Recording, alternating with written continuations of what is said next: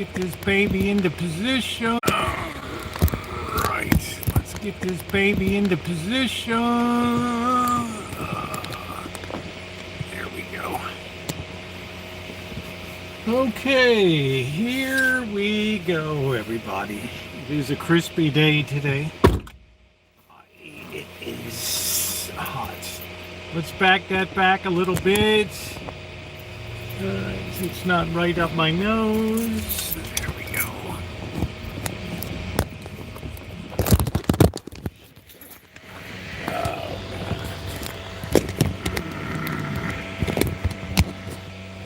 Come on, dude. There we go. Okay, probably gonna hear the fan run a little bit. We got the cooler. Let's head for the cooler. Maintain funding for critical research. Mike DeWald. All right, Ronnie, how you doing? How you doing, Judy? I haven't been seeing you around much, Judy. I hope everything's going okay. I'm just getting a few. I'm juggling multiple power bricks today. I'm trying to keep cool. So let's get into it today. It's been an interesting 24 hours, to say the least. All right, we missed that pick. This guy set a perfect pick for us, and we were sleeping on it. Trying to pull out. Catherine, how are you? Gonna have an interesting show today. Thank you. I've gotten many ideas for future shows. I've really been surprised how people have taken to this format of content. I've been very gratified, and we've gained, I'm not going to lie, I've lost some people last night, a couple people that are professional psychologists. Hit the parachute button, no problem. I don't mind anybody exercising their right to move along, I get it. I think I'm going to post a monetary prize to try to bring some more intellectual ideas out here for. I think I'm going to post up a nice cash prize. If anybody can statistically prove to me the worth of psychology, then they win the prize. Because on statistical grounds alone, yeah, I'll stand by what I said. It's uncomfortable sometimes to see that the emperor has no clothes. And I'll have a zillion people come out and say, here's what it did to me, for me, here's what it did for me, my friend, my cousin, the guy down to work, his work, the person in the synagogue, blah, blah, blah, blah. Yeah, it'll go on and on. Then you asked if people would secure. Well, they put me on an antidepressant. They put me on an antipsychotic. Okay. Okay, I got you. That's your treatment. That's not a cure. I understand. The thing is to go through life doped up, drugged up. That's, yeah, if it works, that's, ooh, shit, what's that?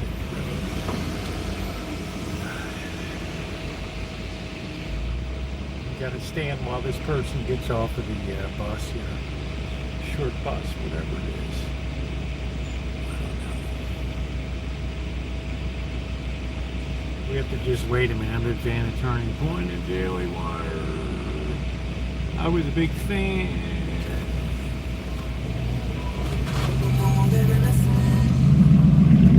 I don't know what this guy's waiting for. What are you waiting for, dude? Here we go. Somebody dropped a box of crap at the back of their vehicle. All right. Now we're people that's used to going through society and running through time with no concept whether something is efficacious or not. It reaches such a point that something can be so ingrained into society that we never take the 30,000-foot view and really step back and say, is this really working? How much money has this sucked down its big mall over the last 125 years? Yeah, okay. So, yeah, I lost a couple people. It's okay. You gain a lot of people, you lose a few people. I'm not here. I've never run this channel as a popularity contest. I've run it because I enjoy being on here. I enjoy the platform.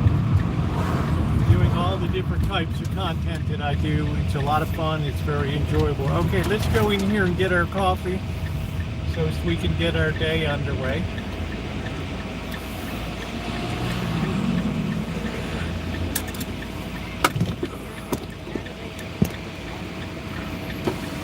Wait till she gets in the vehicle here.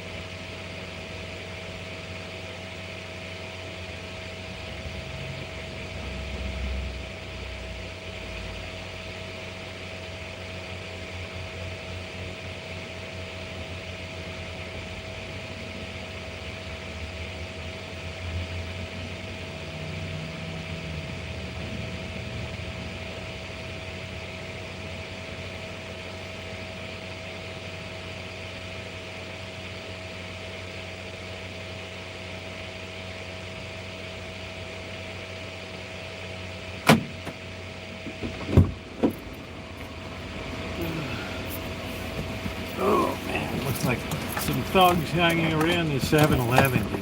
So, yeah, let's get into today's episode.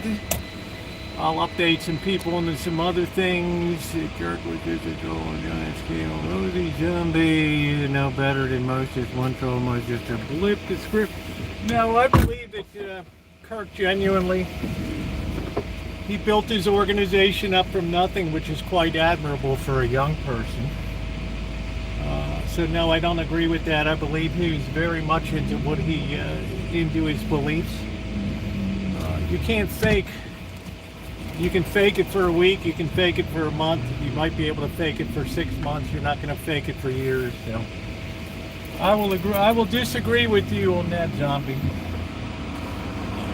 I think his heart was very much into what he was doing, and he was a very genuine person.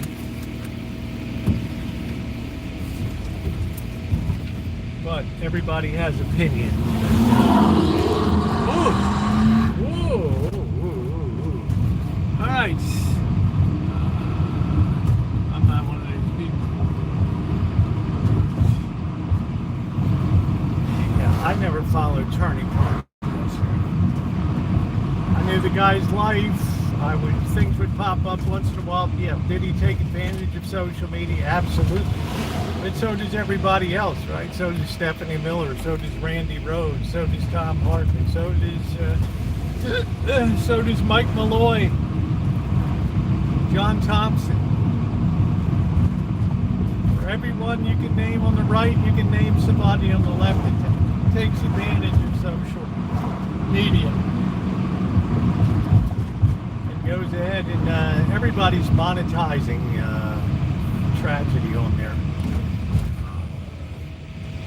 Specifically talking, reviewing what this note said, and what did he say to his trans girlfriend, and did she gas him up and all this and that. I mean, wow, holy smokes. So yeah, I'm not here to offend anybody. Please hit the thumbs up button if you haven't done so today. I'm here to just strictly express my opinions. I'm asked to talk about certain topics. I think it's a nice diversion for the channel. I think certainly the numbers show that people are interested in talking about things that are going on, but they're particularly interested in coming into a place where they can have middle of the road. They can have the last bit of common ground left in America to be able to talk about stuff and voice their opinions without being jumped on, marginalized, booted out of a chat, everything else. What the hell is that? Somebody smashed their big screen TV. I guess they didn't like what the election results or something. I don't know. All right. Let's see what else we got. So everybody's welcome in here. Just a little simple housekeeping stuff. The cats were trapped. I trapped Magic and two little tabby cats last night, gray tabbies. They went off about 8:45 last night, got picked up. They'll be back tomorrow. So that leaves a total of, what do you got? 5, 6, 7, 8 cats that have been fixed. Have been fixed so far, so that's good. So moving ahead with that, I was working over at the church today on a little bit of a couple hours on a small project, nothing worth uploading or anything like that. Taking something out, reinstalling it in a different place in the church, so it wasn't that long. So I'm glad to be here today. Thank you for the tremendous volume of mail overnights that came in, ideas for future programs. And one of the ones that I want to talk about today, and we're going to get into it in a little more depth in a little bit, is the people that really don't have a long view of political history nation. And somebody wrote me from the Midwest today, well, Rosie, this looks like the final nail in the coffin for the Democrat Party. I don't see any way to walk it. I don't see any way to bring it forward, anything like that. People are very polarized in the nation. We know that in the United States over last week, the number of party switches has surged across the nation to the Republican Party. We also know since 2020, millions of people have left the Democrat Party. We're going to talk about why today, but we're going to take a glimpse at the future here and really give people an idea through the long lens of history what really drives politics at the end of the day, what really moves people's needle. We're going to be talking a lot back to the 1930s. You can see my thumbnail today. That was a very popular cartoon back in 1930, after the Great Wall Street crash in 1929. And if you haven't really seen, take a look at that for a second. It's very interesting because everybody was flying high in 1929, and boom, the whole fabric of the whole nation changed and set in motion a wave of liberalization. It gradually turned from just feeding people and taking care of people, putting people to work, to just ideas of how to introduce socialism into society and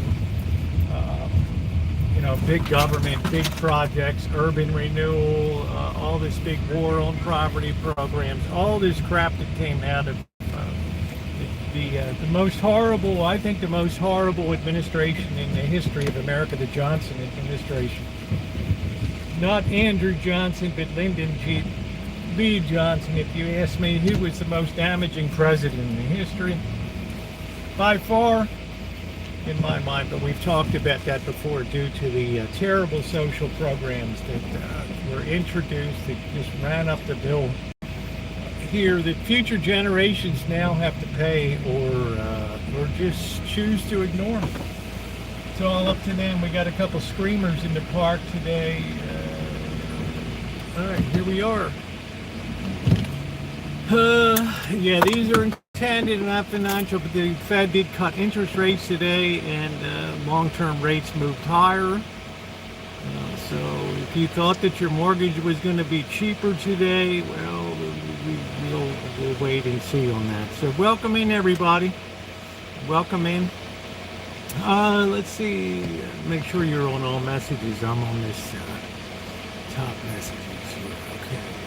Hey, did you end up catching Magic? We did get Magic. Magic is off to the Fix-It shop and being taken care of today. So I got Magic and the two of the little Karl Marx's little kids, little baby kittens there. So just to recap, yesterday was a really great stream last night. We managed to keep most everybody intact on the stream. And I understand we're at the current time where a lot of people don't like what's going on. Particularly people that have been heavily invested in the left. I get a lot of mail from Indivisible, which is a very left-wing radical group that wants to bring socialism into America. Because I like to get everybody's opinions. I like to see what everybody thinks out there, and it's just like you can tell generally that discouragement is now setting in. And as somebody told me overnight, if we just didn't always go radical in the shit that we do, in other words, if we could just stay as a Democrat Party within the confines of not moving over into lunacy in the way that you can talk about. They always say don't talk about looks and things like that, but people talk about looks and optics all the time in our society today. And you can't change people's hearts. You can change you can restrict what people say, but you can't restrict what people think in a particular society. And every time that people attempt to do so, it ends up backfiring in the end. Time for the end of party labels on ballots. I don't think that'll ever happen, Zombie, just because we're too deep into this system now.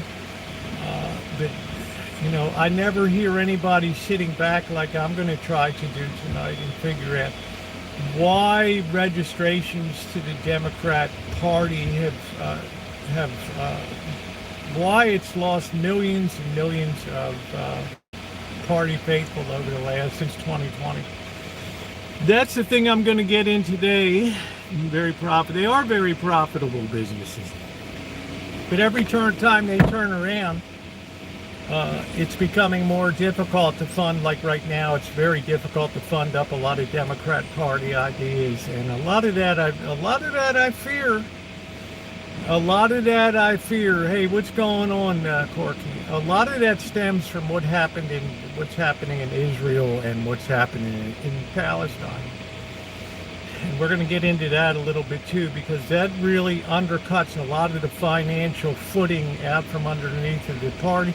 And it's turned a lot of people from their traditional party to moving towards the Republican Party, or at least independence. This is a very unrecognized force that's occurring.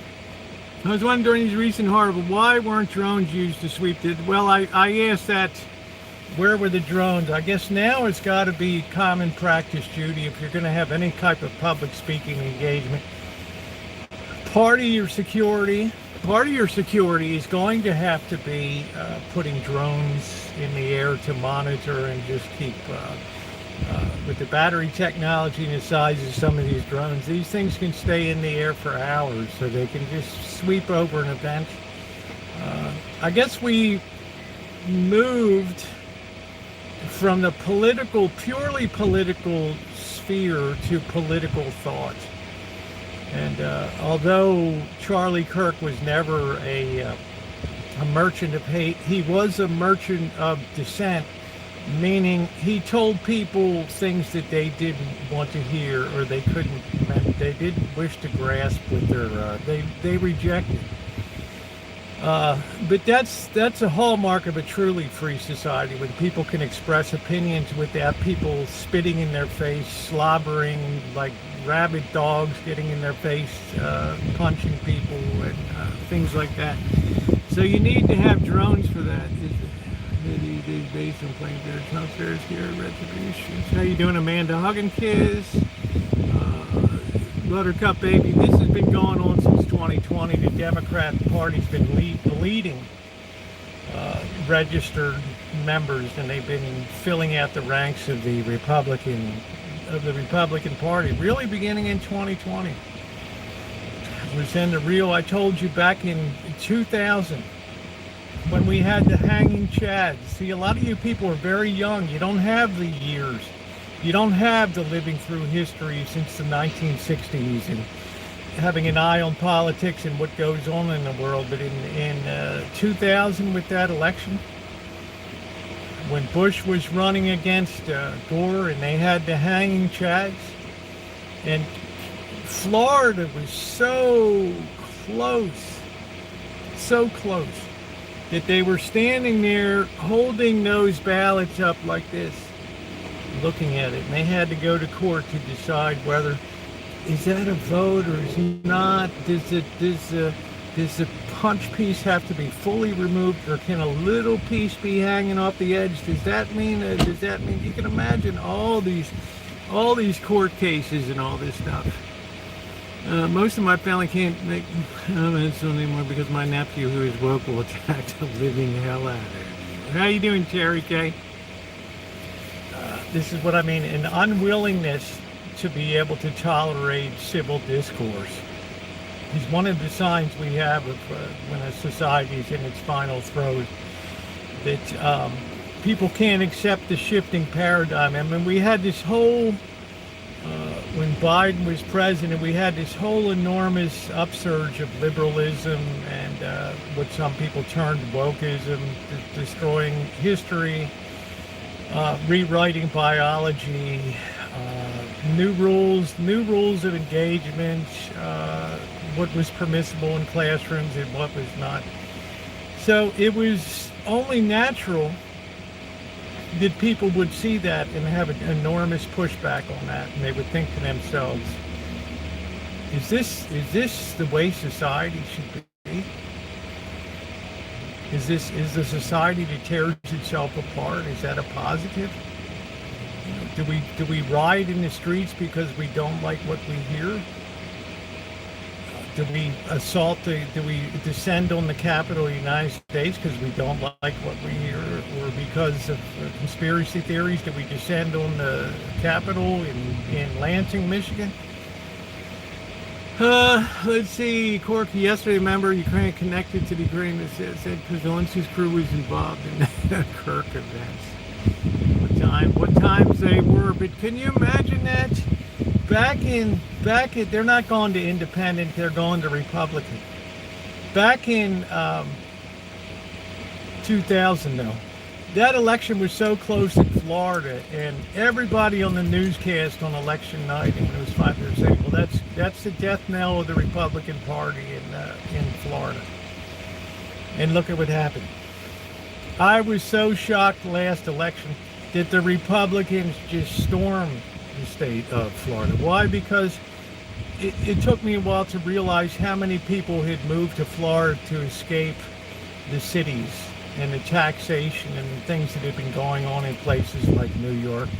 I've told you that Wall Street is moving south to Florida and to Texas. So they're preparing when the new mayor moves in. The problem with a lot of these, they have no experience in economics or anything. They just assume that they can make housing cheaper, they can make food cheaper, but they don't understand the underlying effect it has on people, that people can just vote with their feet. And just moved out of the area. Too many assassinations happened in my lifetime. Absolutely. How will they pay for it? Well, that's the thing that they never tell you what they're going to do. How would you pay for it? You either float more bonds, borrow more money, or else you tax people. You increase taxes. And since that's the only thing that some people seem to recognize today is increasing taxes, you can imagine, if you're wealthy, if you can live in a state with no income tax versus a state that has an income tax, and you can run your business in a business-friendly state, why would you ever stay in New York, and why would you ever stay in California? There would be no reason. No reason. How you doing, Alan Gentry? So naturally the flow of people and the flow of money is outward as there. So ask me how they pay for this. I have no idea how they pay for it. None. But remember, to stand up there and run for office, you don't have to tell people how you're going to do it. All you got to do is just whisper in people's ear, populism. Like it's the 1890s again, and we're all downtrodden, and here's what we're going to do, and we're going to have nice affordable housing. Boy, I can't wait till that affordable housing goes up. I want to go back and look at that in 5 years to see how they busted that up. Find me a government housing project that ever avoided being a place of destruction, drugs, and everything else. The gold is one to one, the treasure at the gold bag. That's it. Silver's at 42. Let's see. I'm doing good. Yeah, it's socialism can't work. Socialism means without the use of guns, but with the use of vote, we decide what's good for you in society. We have these smart elitists, these college professors, these academics, these academicians. They'll have a think tank. We'll draw up plans for a model society. At the end, it all comes to shit. Look at the finances of a country like Sweden right now, which is deep in a socialist experiment, or a country like Denmark. You can, when times are good and you're making money, yeah, you can afford to have fringy political ideologies like that. But when it comes down to competition and making a buck, they never survive. Ever. How you doing, Miss Tree? Oh, God, they get their money for 42. Yeah, that's it now. Did Gore do the right thing by dropping his legal $3 that Trump did? I don't know. It's water under the dam. But the point is, who saw the red wave coming in 2000? People went through the Gulf War, all this stuff, the weapons of mass destruction, and still the tide continued to turn red. Still. It makes you question if something fundamentally bigger is occurring underneath. And I'll tell you, the biggest sea change for the Democrat Party that I can see over the last 2 years was this situation that came up in Israel vis-a-vis Palestine.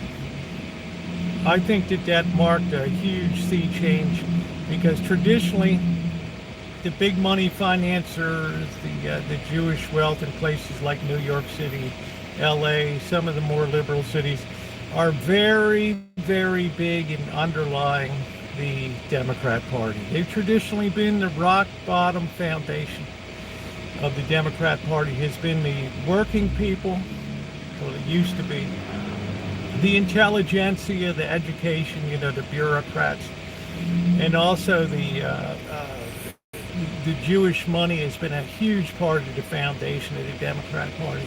Then I saw something unusual at Harvard University. I saw the first crack in the woke wave that came through when the students in Harvard started protesting and signing petitions to declare genocide and things like that. And Bill Ackman, one of the wealthiest people, one of the foremost Jews in finance in New York City, he looked at who's going to be hired next year, and he looked down and he was in disbelief that some of the people that were going to be working for his firm were there signing petitions to have the universities censure Israel, stop doing business with Israel, despite the cruel beheadings, rapings, murderings that had occurred on October 7th, the barbarism that occurred there that was quickly just brushed away. And the focus was on this whole topic of genocide. Well, they weren't buying it. They weren't buying it. I'm not saying right or wrong, but I'm saying so many followed Bill Ackerman's strategy. He immediately pulled the letters of hiring from these students. He got on the phone and he called all of his other friends that were in his clubs and associations, had them pull all of the job offers for these students, to the point that total panic set in amongst these students. Now, this is how I knew these students were totally transactional. Totally transactional. Because once they found out that the tide had suddenly turned right there at Harvard University, they immediately panicked and drafted a letter, an apology letter that they circulated and all the people signed, but it was too late. It was too late. And then Ackerman wanted to publicize the names of all of these students, which I think there was a court thing. Yeah, he finally got loud because of court access, because they had put something out in public. He got their names. He hired a truck, one of those Las Vegas where they put the strippers on the side of the truck running up and down Las Vegas Boulevard. And he had the pictures and the names of all the students. And those vehicles, I don't know if it was one or several, just continuously rode their way around Cambridge. That, to me, that event changed a lot of hearts and minds. Changed a lot of hearts and minds. It radicalized a lot of students, but it also pulled a ton of the money out from underneath of the Democrat Party, because I was wondering, nowadays it doesn't seem like they can pull off any kind of event at all. Like there's just no underwriting anymore. The party is terribly in debt. There's still campaign monies to be paid back. It's been quite a story. Back in the day, where the little guy, the blue, yeah, it went to the, it did go to the elitists. Yes, Terry. How you doing, Suze?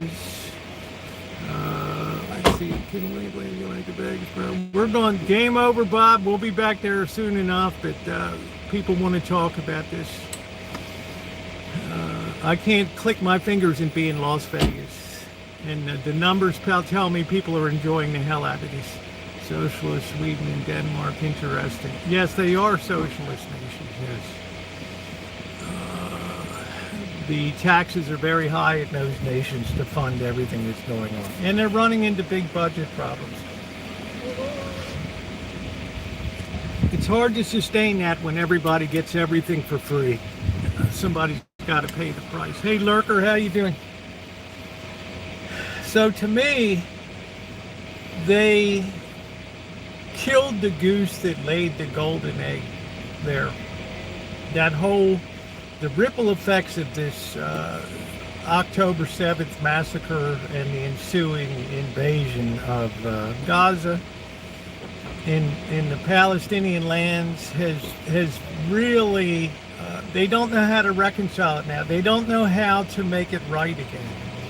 So they're doubling down on it, which is really driving more people away. Now, I'm looking at this from an economics perspective. Real politics. I'm not getting involved in the politics of it. But when those campus protests in 2024, the spring and summer in 2024 got out of hand, and students started to be attacked on campus because they were of Jewish ethnicity or from overseas Jews and things. Like I said, you can't have an opinion without being attacked and people in your face and spitting on you, and people were appalled by that. Absolutely appalled by that when that took place. Let's see. Now, how do you get that money back? Well, you have to have a message that resonates with people. That's the main thing, and right now there's nothing that really resonates with people at all. They've seen a lot of the blowback from, and I've not forgotten the tragic case of the Minnesota legislator who with her husband was murdered on a total political takeout murder there. I haven't forgotten that at all. That's very much top of my mind. But this was a much higher profile individual. And like it or not, right, it's the big wigs that get the big attention in life. We used to be appalled by a lot of things before. Well, a lot of people were appalled by the woke thing, combined with the anti-Israel campus protests, when students started to be assaulted at Columbia University and other universities and marginalized and openly discriminated against, even to the point that teachers were doing things. It was a bridge too far. It was a bridge too far. And that's when I think that I really feel like the Democrat Party lost a huge part of its underpinnings, because where is the wealth out there to support it? Where are the Larry Ellisons, the Jeff Bezoses, the Elon Musks? It's like it's running on old money now. It's like the money train is drying up here. We're woke as we have empathy. Yeah, we're not talking about whether woke is right or wrong. We're talking about woke is something that occurred. You got to keep your mind on the script here, what we're talking about. We're not passing judgment about right or wrong. We're talking real politics about stuff that's done that has real consequences to people. And all of a sudden, when the wokeness hit the college campuses and all of the huge protests broke out, and the big money, the money evaporated. The money absolutely evaporated. There's nothing we can do now, Dr. Frankenstein. YouTube has chosen to start running ads on this because of, when you reach a certain level of engagement with viewers, it's been done the last couple of weeks, they're automatically putting ads on here. It's part of their strategy to be as obnoxious and intrusive as ever. It's been happening here a lot. So somebody wrote me in an absolute dither last night. It's just like, oh, I've been a Democrat since the 1950s. I said, well, I'm doing the math. Okay. Maybe, I don't know. But the point was, I'm very depressed about the state of things right now for the party. And I thought to myself, I thought back to history, and history is very instructive, because through history, if you don't have circumstances, you can have a lot of money. You need a lot of money to put your message forward. If you have circumstances, like if something happens, you don't need a shitload of money to get your message out to people. In other words, right now we don't have any economic calamity right here. We were fine in the 1920s. The nation was solidly Republican. Blacks were solidly in the Republican Party. The Democrat Party was known as the party of the KKK, the party that wanted to preserve segregation in the South. So it didn't really hit a resonant note with a lot of people in the cities. But as soon as the economy unraveled, big things started to shift. Let's see. Well, I don't see, people maybe they hit the wrong button or some success in trapping last. Yeah, we had success in trapping last night. Once the markets caved in 1929, it took until about through 1930 that people really started to get concerned. Because in the aftermath of 1925 and the destructive collapse of October, November 1929, most people around the country noticed no ill effects of that.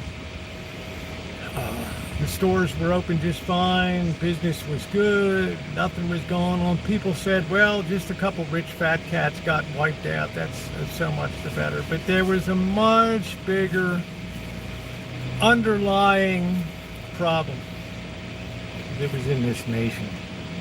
And that was overproduction of goods and inability of people to consume those overproduction of goods. And as a result, everything went in the toilet at that point. But people still didn't panic in 1930 because we've been through recessions before. The 1880s, post-Civil War, terrible recession. The 1880s, terrible. 1896, terrible recession.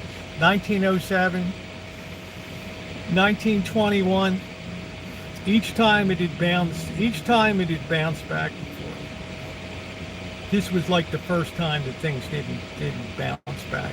It was a huge sea change. It was the conquest of mass manufacturing that the economy had to adjust to. At that point, nobody ever turned to government for anything. People think, oh, Herbert Hoover was terrible. Herbert Hoover was doing what every other president through history had done when times were tough. Hike up your drawers, polish up your shoes, get out there, pound the sidewalk, get a job. If you need groceries, you need something, turn to your place of worship. It's their responsibility to take care of you and me. But the problem was so huge, and the Republican administration was so tone deaf because they'd never seen anything like this before. But by the time the 1932 election came in, a Democrat Party, which had basically been declared dead, came roaring back to life. And by the election of 1934, midterm elections, had total control of the United States House, the United States Senate, and the United States presidency. What's the message in that? The message in that is don't ever write a party off as gone. Because in my opinion, and this is just my opinion, the biggest thing that moves people is money. As long as they have money in their pocket, as long as they're making money, as long as their investments are holding up well, their house value, can buy a car now and then, get some groceries on a day, everybody's happy. But when stuff hits the fan, there's nothing that can stand in the way of political partyship. Nothing at all. So I would just caution the people that are declaring and cheering and dancing on the grave of the Democrat Party that if you look at the thumbnail on this live stream, you'll see the donkey sitting next to the elephant. The donkey has his hand on the elephant and says, don't worry, bro, your loss is my gain. And they're looking into 1931 into the sun there. But in depression, Americans helped each other, won't have it become too selfish. Yeah, that's a definite thing. So it's all the more reason that people will turn to government. And they will know that people are going to be unwilling to. They won't turn to people, they'll turn to the government to do that. And you'll have the populace stand up there and lead them on. Yeah, we're going to have this program. We're going to set up this thing for you guys. We're going to have cheap housing.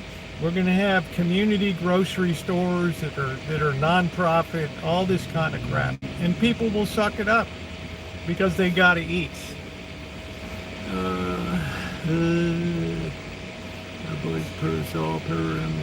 I don't even know what that is, Ace. Have you been drinking?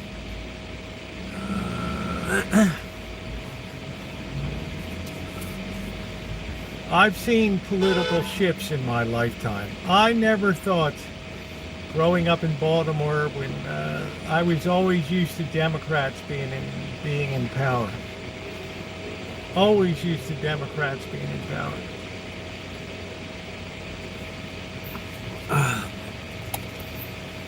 And then it took Carter and that whole fiasco in the Middle East, that landing helicopters that got choked up their bearings with sand, the whole energy crisis situation, him being attacked by a rabbit in a canoe on the water. The optics were so bad that it really touched off the Republican Revolution. That's what really launched it. And it really started hitting stride, like when Dukakis got wiped out, and I think Mondale, the one-state sweep or whatever. I think that was really it that really energized it. How you doing, Angus Kisses? Government has replaced charity, absolutely. So where will people look to? They won't look to their neighbor. They won't think of going to their neighbor. They won't think of going to their church. They'll think of doing what they've always done, turn to the United States government. My student loans are heavy, bail me out. I need cheap housing, get me housing. I need food subsidies, get me food subsidies. I need medical care, get me medical subsidies. To the point that we literally bankrupted our nation with this stuff now. So, is there any going back? No. Because you'll have a couple years where they'll try programs, this or that. They'll have their street aid set up, their things like that. But at the end of the day, they won't. Nothing will be able to hold it together. Yes, it was Tommy D'Alessandro was mayor of Baltimore. He was terrible. Nancy Pelosi's big brother. He was absolutely terrible. ABC just canceled Jimmy Kimmel's gag about Mr. Free Speech, Charlie Kirk. They simply don't know how to survive. It's chilling, but it's transactional, zombie. What does ABC care about? They care about the dwindling little profits that they have right now. So they're going to cut ties. The voices are going to be stilled because they didn't have sense enough to grasp the moment. Same thing like De Niro did. They canceled De Niro out on his Disney project because he just couldn't keep his mouth shut. Let them have their moment. Let them mourn. But instead you have to come out and make hay about it. And the corporations are like, we need advertisers, dude. We need advertisers here. How can we sell this program when we have a guy up here that talks like that? It's impossible. It's impossible. Money moves the machine. Money moves the machine. And you might say, well, these corporations should have balls. These parent companies should stand up. This is one of the things I tell you, is that there is no, I asked people the other day in here, and they hate to hear it, but they don't hear the message. They think they hear shade and think. There is no liberal outlet. There is no liberal news outlet. There's no liberal YouTube channel with people like, all these Walsh and all these talking heads. They just get smaller and smaller and smaller because people just get depressed. They get depressed about what's going on. How you doing, Aquarius? I don't know. Kimmel hasn't been funny in years. Jimmy, you got paid a lot, yeah. Oh, the hand's doing good. It's recovering good. It's very scary, even though it's just... Now a jester's job was only your survivability was as good as the last joke. Don't I know that you're a Democrat? Thank goodness I'm a registered. What's up, deserts? Even the clowns are saying the world you speak laws of God. Charlie Kirk lost his lesson he learned. Yeah, so it cuts both ways. Yeah, Jimmy Kimmel's, I think they predicted he was going to be out. Robert De Niro lost his thing. Tom Hanks is losing his stuff. George Clooney's been smart enough to keep his mouth shut. But it's all very transactional because you know, a lot of people dislike it. It's not that the free speech is bad. The timing of the free speech is bad. In other words, the time that you voice those opinions is when they're sweeping up and taking down the big tent and everything. It's people are too afraid. The first couple days, they're too hot under the collar to, you know, they're seeing things in terms of a dead person that left a widow and 2 children. Same sadness I feel about the representative in Minnesota. Her and her husband were gunned down by this freak that decided to break in because he had a political vendetta to do. Same thing I thought about the fruity little freak that took a shot at President Trump up in Butler, Pennsylvania. That freak. It's all, you know, it's all one big cloth. Colbert Show is losing 40 million. Not sure about Tim Wilde. It's just there's no.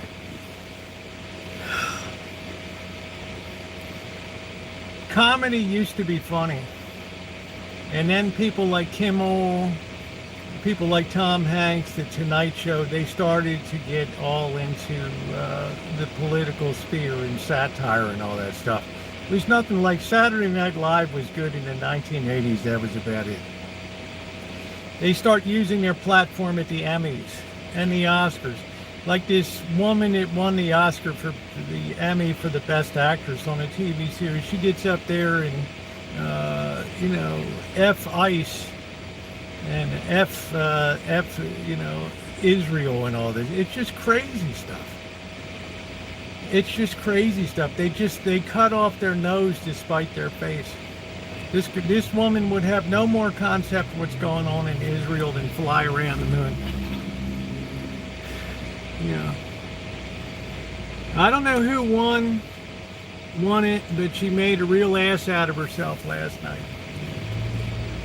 I think her career is probably going to come to an end because she passes over from entertainer to political spokesperson to mouthpiece. And you say, well, that's free speech, but you're an actress. Do it somewhere else. Write an article for Vanity Fair. Write an article for New Yorker magazine. Write an op-ed piece for the Washington Times. The point I'm making is these people kill themselves. They kill themselves. Yeah, it's kind of too late, yeah, but I'm not even David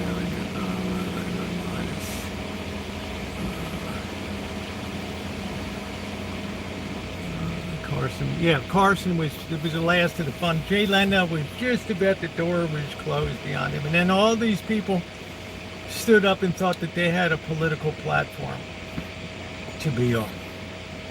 And it's my place, like it really started with Marlon Brando with the Native Americans when he had the Native American gal come up there and take the award. I mean, people are like, what the hell? What are you doing? Receiving the award in place of Mr. Brando will be XYZ or whatever. It's like, wow.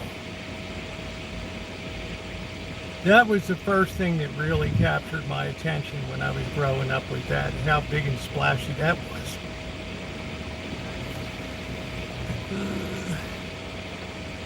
I'm doing good. My son found a nice used car and my mom's putting money on. Oh, isn't that nice? Yeah, you don't want to be driving around some old shit wagon. Yeah, they used to be apolitical. People enjoyed the stars. Then all of a sudden we had to use it for a platform. And I guarantee you within 3 months, whoever that woman is that won, that Jewish woman that won that Emmy last night, she'll be on social media squawking about she can't get a job.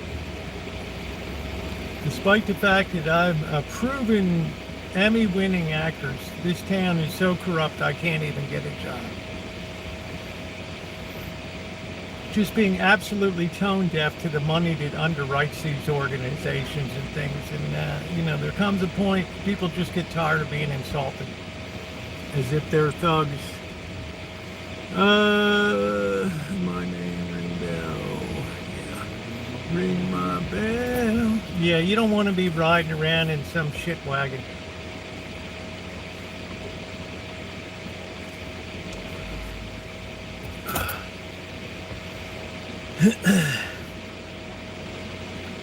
It's really tough.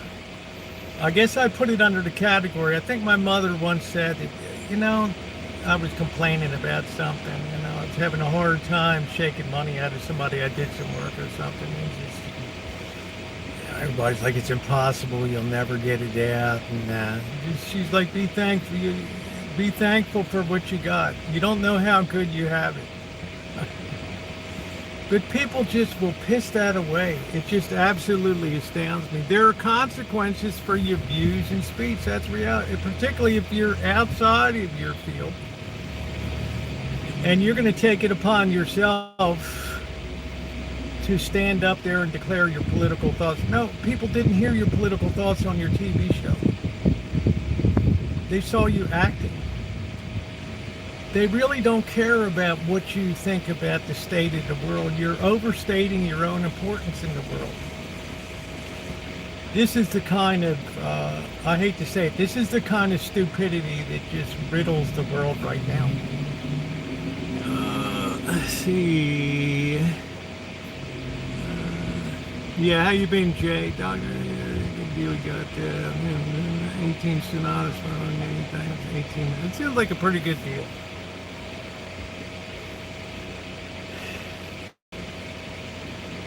Now, this causes the voices to get more radicalized. The people like Robert De Niro will be coming out now saying, you know, you canceled my Disney project. He was going to be a gangster that came out of hiding after 30 years to have a revenge killing. Gone. Tom Hanks, gone. All these people, because all they had to do was just stick to their programs and the things that people paid them to be, not the things that they self-style them to be. My daughter, last two they more me for carrying their weapons, they are concealed.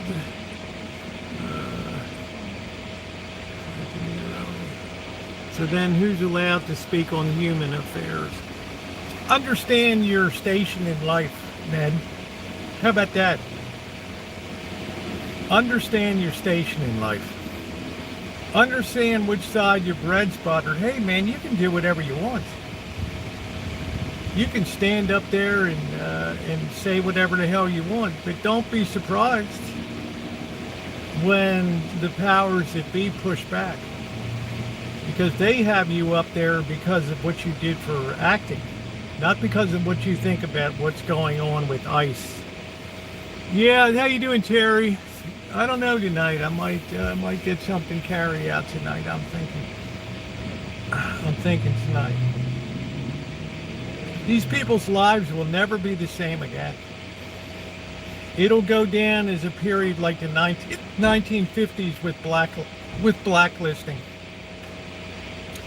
where directors couldn't get work and had to come in under assumed names and writers and things like that. They just hurt themselves. And this is the thing that I've noticed, particularly over the last 10 years. There's no sense of it's just reckless behavior. Reckless. A bunch of crazy dogs. Your job is to make money for the company. Yeah, and you absolutely kill. This woman, thank you, Dr. Frankenstein. I couldn't think of the proper way to say it. This woman who I don't know, I don't watch TV, she gets up and she gets her Emmy Award. I'm happy, good. That's a hard thing to get. She chooses to make that a political moment. And in that corporate office, they just sat back and fell out of their chairs one way, one the other, and said, we have a spoiled product now. Our product has been tainted. because millions of people around the country said, oh shit, here we go again. And just absolutely just sit. So, you do that stuff, there's consequences. It's all to make money. And these people forget that at the end of the day. Once you become a spoiled product, then there's no coming back from it. I mean, you're just considered untouchable. Look at what's been going on once, what's his name slapped Chris Rock. You just can't come back from it. You just tarnish yourself.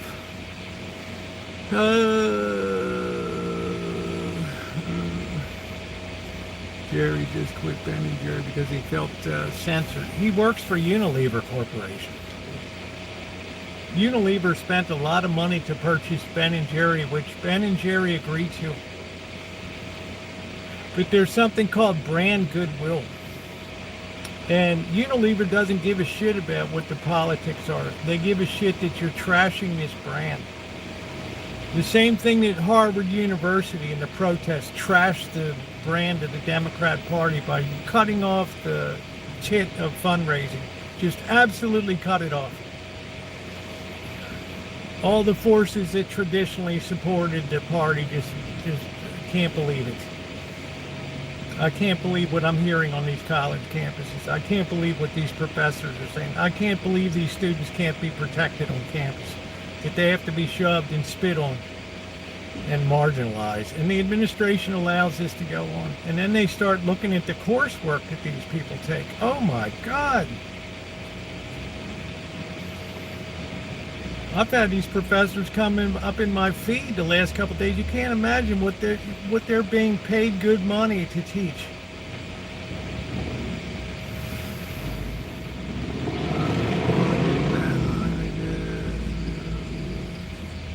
Yeah, Unilever is a British company. And George Wallace ran for president in 1968. He was shot in a parking lot at a shopping center in Laurel, Maryland. And he was in a wheelchair for the rest of his life. He was a racist par excellence.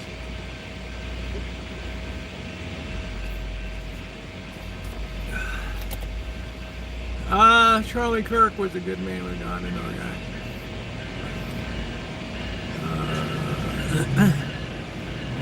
Yeah, it's just that's what Bill Ackerman said.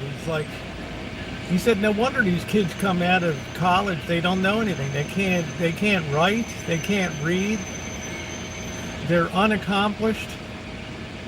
Like, they can write all kinds of papers about radical things, but if you ask them to do simple mathematics or simple composition, they fall down. And then he's like, I'm shocked when I started looking into the coursework that was offered and started looking at the background of some of these professors, just pure hate for Americans. Like, why are you here? It's like this Omar Boo-Boo from Michigan or whatever, or Wisconsin, wherever the hell. Well, why are you here? From Somalia. Since you hate it so much, why are you here? People have a legitimate right to ask that question. Why are you here? Professor stopped teaching. Yeah, started in doctorate. I guess there was a little bit of that. That got tinged in the 60s. Really started in the 1920s as a result of World War I. People came back and, it was a senseless war. It ended with it was a mess. It was a messy war.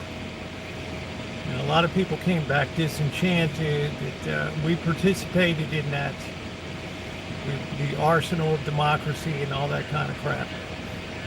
Sort of faded away because we hit the Great Depression and people had to worry. But it came back in the 1960s strong. Places like Berkeley and Columbia and places like that, because the nation was wealthy, the program was to shame people at that point, to make people ashamed, to shame people for having good ideas and accruing wealth. And these ideas of socialism and communism once again took root in that.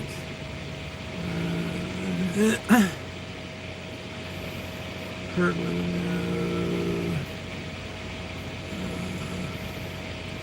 where does this skepticism it's really rooted in World War I. That's where it began. I did a whole video on my Bad Boys Tour 2017 through Berkeley, traced out the whole history of the ideology of protest at that point. That it takes the wealthiest people, the people that aren't even affected by what's going on, and we see it today when I go out to protest. I see people that have no connection to what's going on. It's like they're engaging in mutual protest masturbation. They're just enjoying each other's company out there, and it's all just like a social thrill. Because you're teaching to not you're protesting to 99% of the people that they already get what you're saying. But it just becomes a feel-good activity. It's like dust off your shoes. It's 1968 again. Yeah, let the good times roll. And that's one reason I disengaged, because there was no real thought about truthfulness. There was no real thought about genuine things to complain about. It was all about, I want the pathway to success. I want things my way. I don't want to work within your system.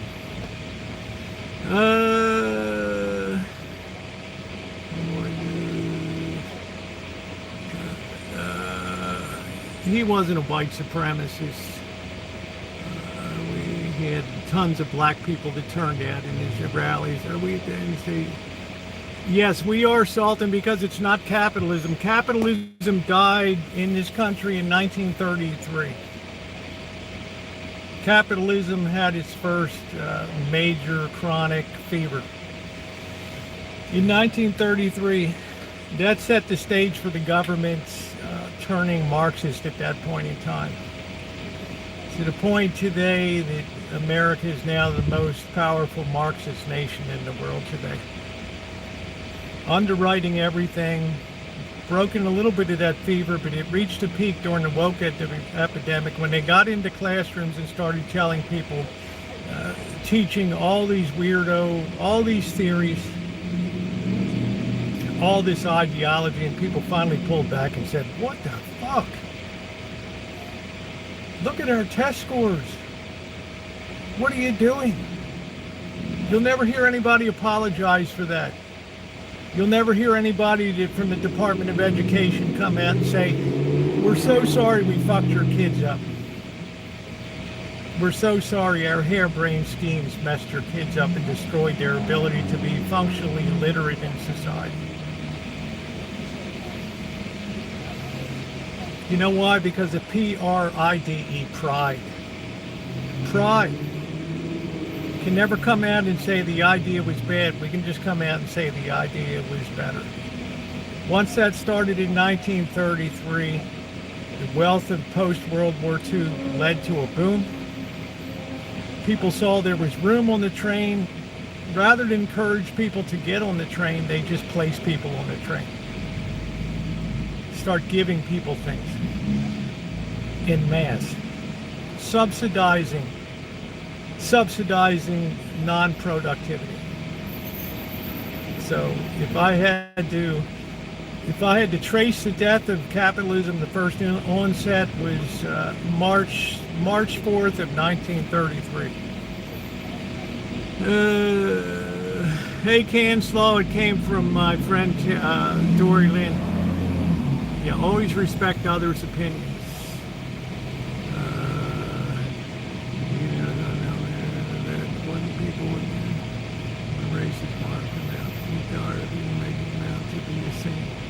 Have you heard they pulled Jimmy, because Jimmy Kimmel has no ability to read the audience.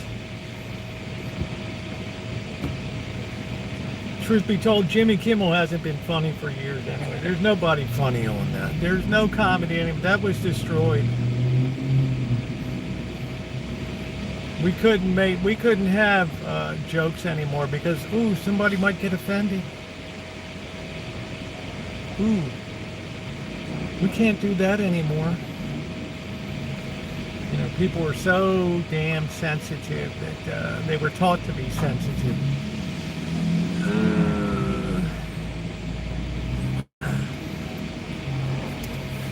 So comedy died years ago. I haven't seen anybody that's remotely funny since Trading Places was about the last funny movie I ever saw.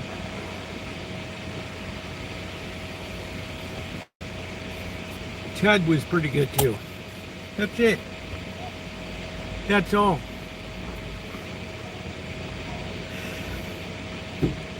So there'll be many more people that fall. There'll be some people that come out and virtue signal and pile on now that'll be like, oh, you know, you fired Jimmy. Well, here's my shot out of the cannon now.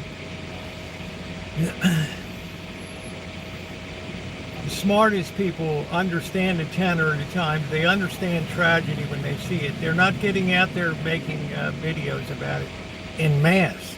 Thousands of them.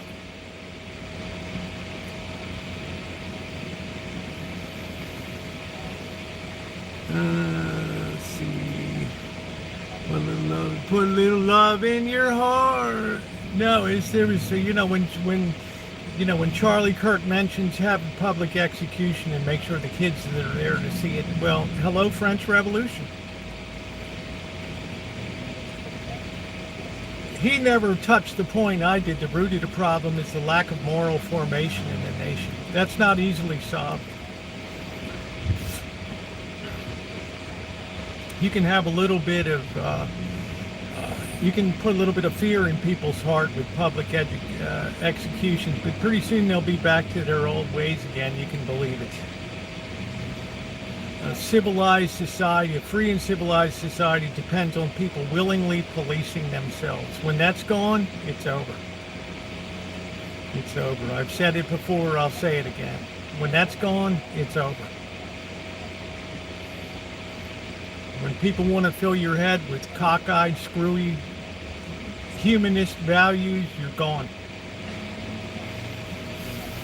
You're gone. Let's see. Moral values started off.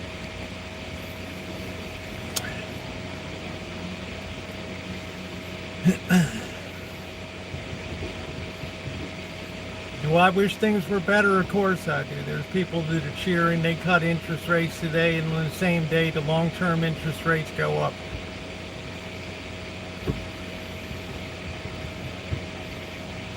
There's no free lunch, folks. Let's see. The social. Yeah, it was the Democrat Party branch, lurker. The Democrats were the ones that didn't want Reconstruction, wanted to have a continuance of slavery down south. That gave the Republican Party their biggest foothold to get out and to grow the party was that, of which Robert Byrd was one of the last congressional members. That good for him, he renounced his KKK affiliation.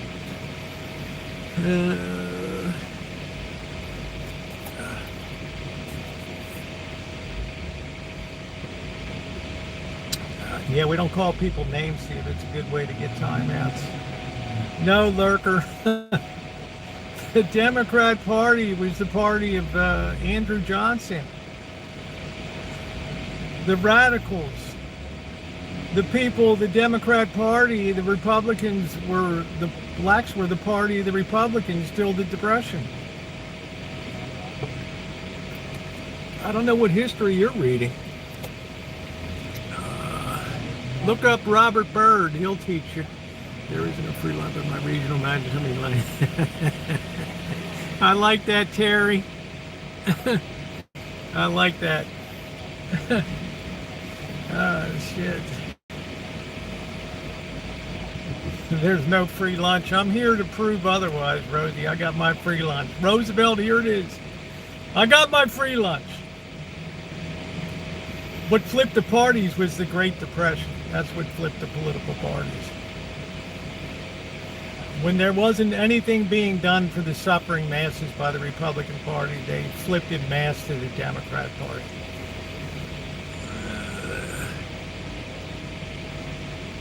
I just did my research. The research is, whatever you're reading is wrong. Democrat Party was the founding party of the KKK. Are you kidding me?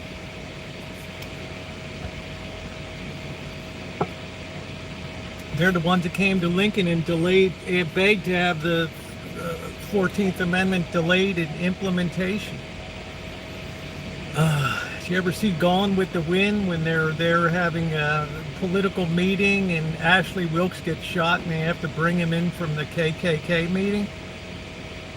Good Lord. Don't fight history, learn history. Don't try to rewrite it all the time. Don't teach people false narratives about things. See, Robert Byrd, good for him.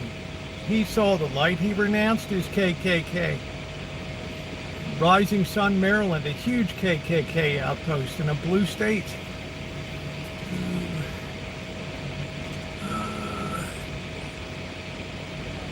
Doesn't matter. They started as a Democrat.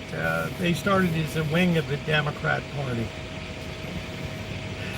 People that wanted to keep slavery intact, wanted to keep Jim Crow laws going and all that. Thank God for Republican Abraham Lincoln and the conscience of people. I never liked Kimmel hasn't been funny for years. The last funny thing Kimmel did was the Man Show. You couldn't even have that today. Girls bouncing on trampolines. Are you kidding me? You can talk about shaking booty on rap music and everything, but boy, you can't put bouncing boobs on the trampoline on TV. Ooh. Remember the Man Show? That was the last bit of funny stuff Jimmy Kimmel ever did. Yeah, the Democrats voted against the Civil Rights Bill. They took Lyndon Johnson to task. So he get in there and put his finger in their chest. You're going to do this vote.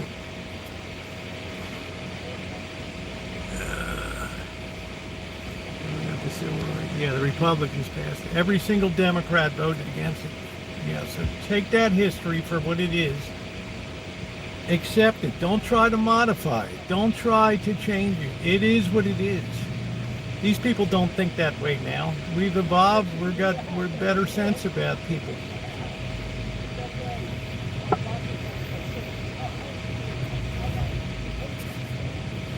They bitterly oppose Reconstruction every step of the way. Hey, how you doing, Naomi? People always ask me, who was the worst president in U.S. history? By far, Lyndon Baines Johnson. Absolute worst. Absolute worst. On economic policy alone, terrible. Terrible. He's the one that set up the culture of enablement in this nation. That we live with the attenuated consequences of that today. Where people don't even want to buy healthy food with the EBT cards. They want their junk. Some claim it goes on. It goes on forever. I don't know. Tell us the media you're looking at so somebody can verify in here, Lurker. Tell us what media you're looking at. There was one worse president. No, Hoover was a product of his times. Hoover was traditional American values. But he was too tone deaf to the scale of the problem that had enveloped the nation. He sat in the White House oblivious to the suffering that was going on. So he was tone deaf. Was he a good person? Absolutely. He's the one that led Belgian relief in World War I when the Germans rolled over Belgium and starved everybody. He's the one that led the Belgian relief campaign to feed people. The Belgian language even has a word for aid, for humanitarian aid. It's called a Hoover. Oh, Coolidge was great. Are you kidding me? Silent cow? The business of America is business. That's the only thing he ever said as president. And he called Herbert Hoover Wonder Boy. You all can put Wonder Boy in office. Rutherford B. Hayes.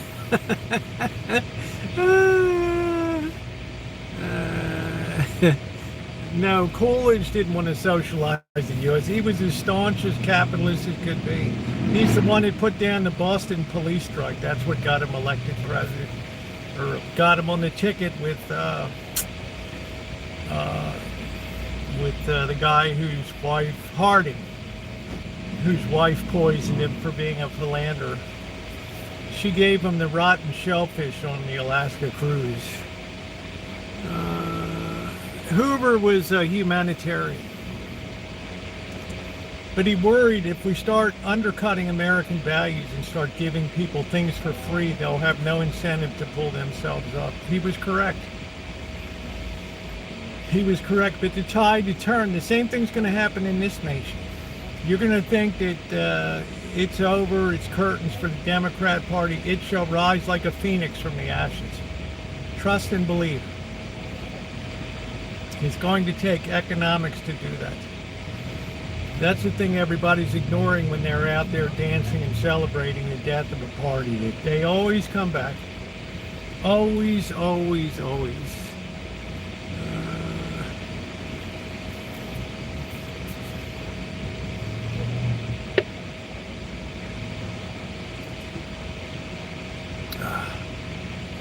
What is AP News? What are you watching on AP News? Go use Google. I see USA Today too. AP News. Google's your friend. Use your AI. If somebody tells you, Lurker, that every member of the Democrat Party in the South voted against the Civil Rights Bill, what does that tell you? That's all you need to know right there. Which party's which. That's it. People jump party en masse. That's it.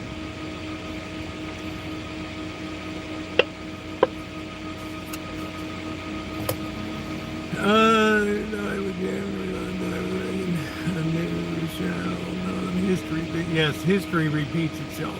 Let me see something. I'm getting a cat lady message here. Sorry about that. Yeah, George Wallace was a Democrat. They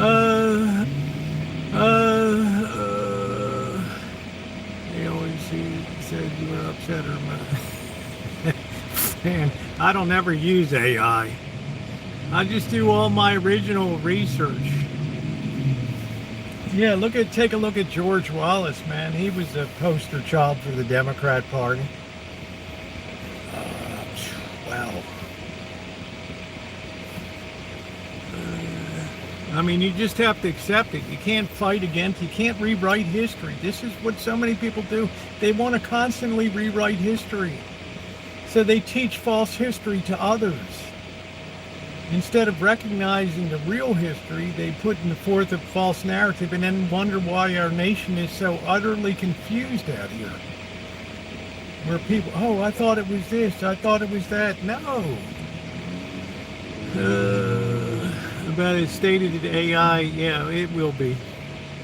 Start paging DuckDuckGo for years, no Google here. Well, pick up Howard Zinn, A People's History of America. You'll read the same thing. He takes the Democrats, scourges them. The enemy of the people.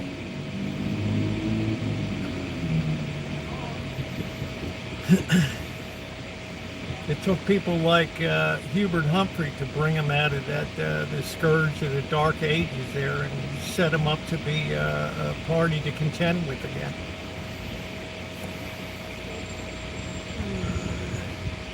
Google follows you. What do you think of, I think Jimmy Kimmel, well, two things, Amelia. Jimmy Kimmel hasn't been funny for years. Just my opinion, since you asked me. And number two, ABC can't make money off of Jimmy Kimmel. He's now damaged goods.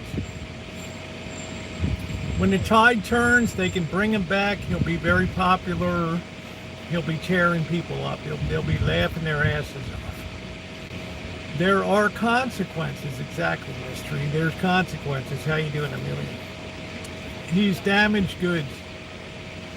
Just like Amelia, did you see the woman that won the, she won the Emmy Award last night for Best Actress? And she took the opportunity to say F-U-C-K ice, and also to comment on the Israel-Palestine situation. I can make a prediction now. She will rapidly vanish from view. Yeah, the comedy disappeared. Facebook said, yeah, they lost the people. Yeah, did you see that? I mean, wow. You're like, what are you there for? Like, what are you there for? You're an actress on a TV show. Be happy, be glad, build your career. Don't drive a stake in it, and then it'll be society's fault. They did too. Like I told you, once they started ripping the college campuses on Israel, all of that, a lot of that Jewish money that typically had underwritten the Democrat Party was pulled away. You had people like Bill Ackerman out there actively campaigning and calling people on the phone saying, what the hell are you doing? Why are you donating to this? Do you see what they're doing at Harvard? Do you see what they're doing at Columbia and NYU? Hello?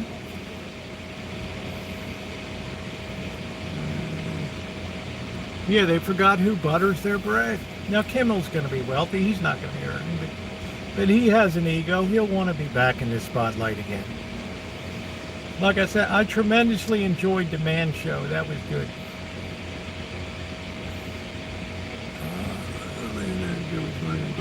Yeah, Saturday Night Live just turned into some goofy, Lorne Michaels wanted to go political, just destroyed the show. Nobody watches it. It's just, there's no recognition of the damage that people self-inflict on themselves. When they decide to use their position in life to influence others instead of drawing their paycheck and then going off on the side and doing what they are going to do. Politics from Hollywood, exactly. As if I can relate to people in Hollywood.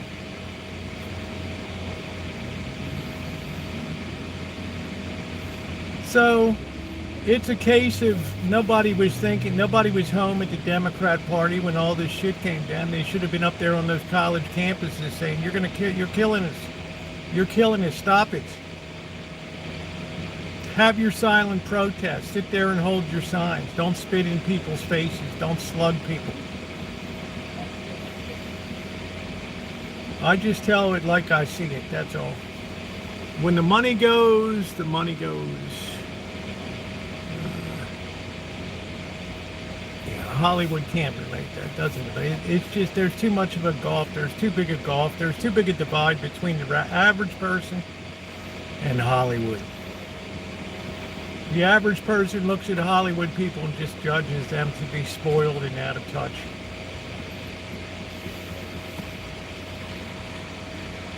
We watch sport, we can't seem to escape it anywhere in our lives. Yeah, Hollywood is dying because independent movie producers figured out that people want to see entertainment. Let Hollywood make their dark superhero movies one after another, same old bullshit. No comedies at all, nothing. It's all same old. Take your statue and shut up. Yeah.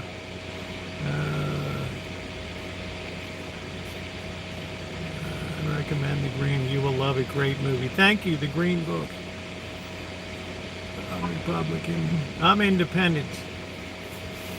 As I've said day after day, there's many things I don't like on the right too. But I'm just talking about sensible, real politic here. About real politic is money. Money, money, money, money, money. And you have these very powerful people like Bill Ackerman now that have tens of billions of dollars. And you have a party with no coherent message whatsoever, nothing to put out at all. Just to protest. Will a message come forward? Will something be crafted? Absolutely, positively. But not at this moment in time.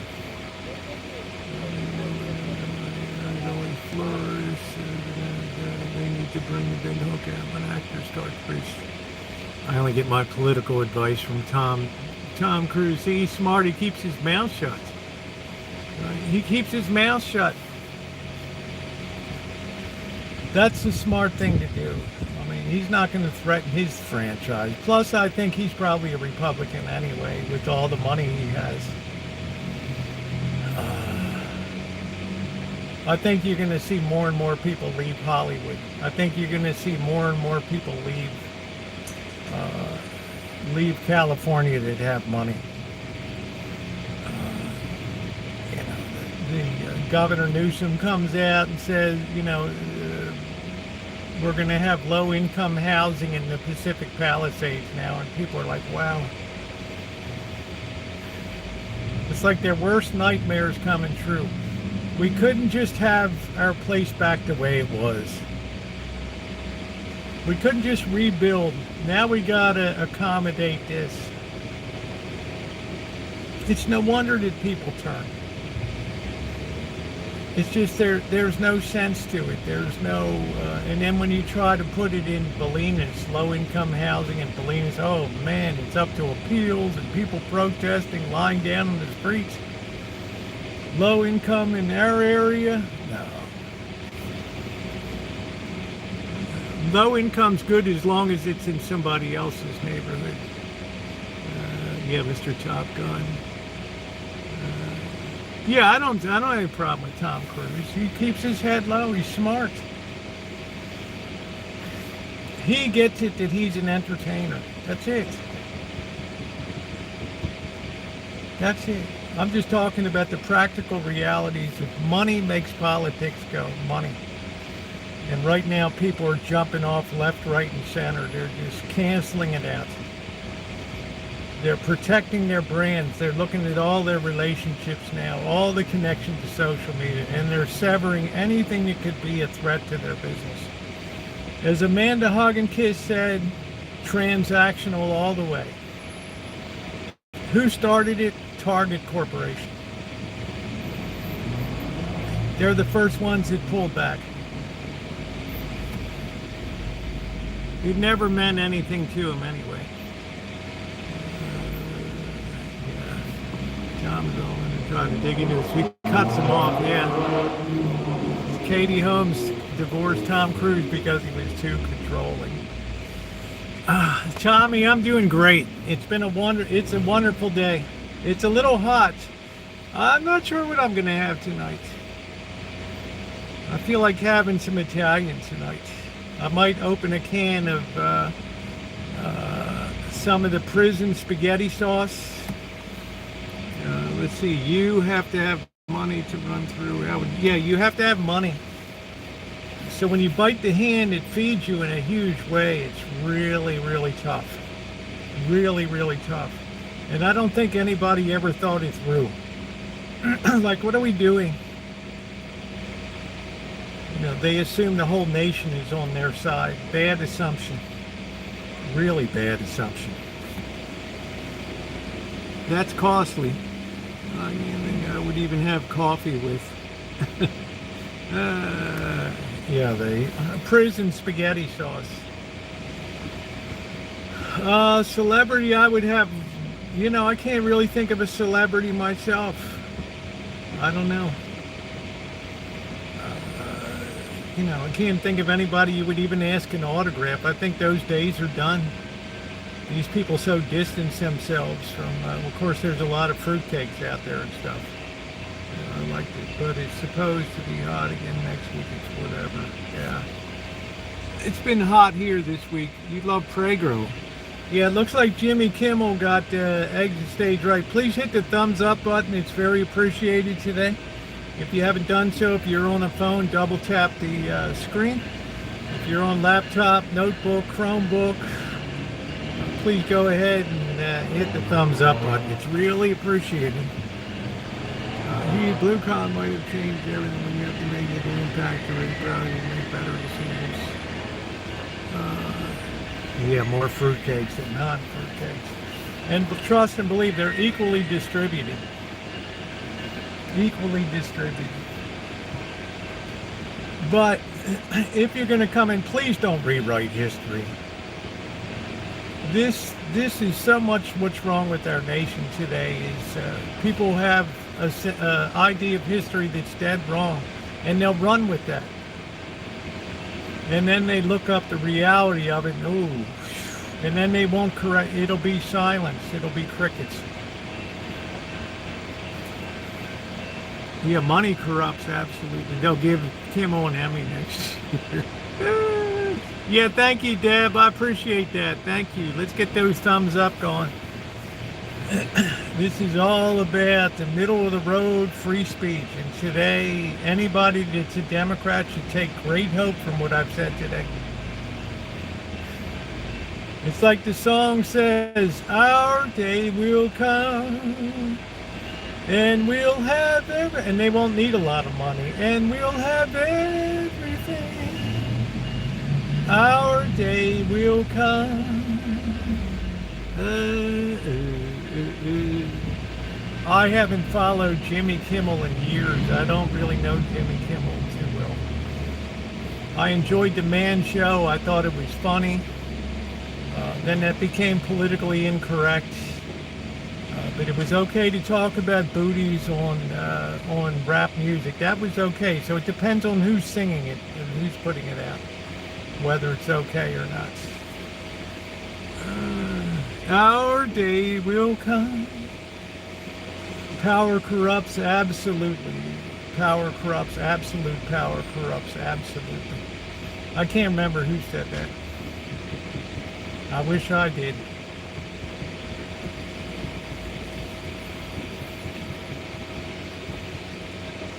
I wish I said, I'm sure they will get back. The pendulum always swings. That's the message I have for people that are Democrats. The message, the pendulum always swings, Amanda Hug and Kiss, and it swings on economics stronger than on anything else. Nobody's going to be able to stand up there and say, we don't have the money for this. Sure you do. We're going to turn these billionaires upside down and shake out their pockets. And the people are going to be, yeah, while you're at it, put them under the guillotine blade. You'll have it all. You'll have it all. When the average Joe lunch bucket loses his job, he'll be primed to go. Primed to go. Yep.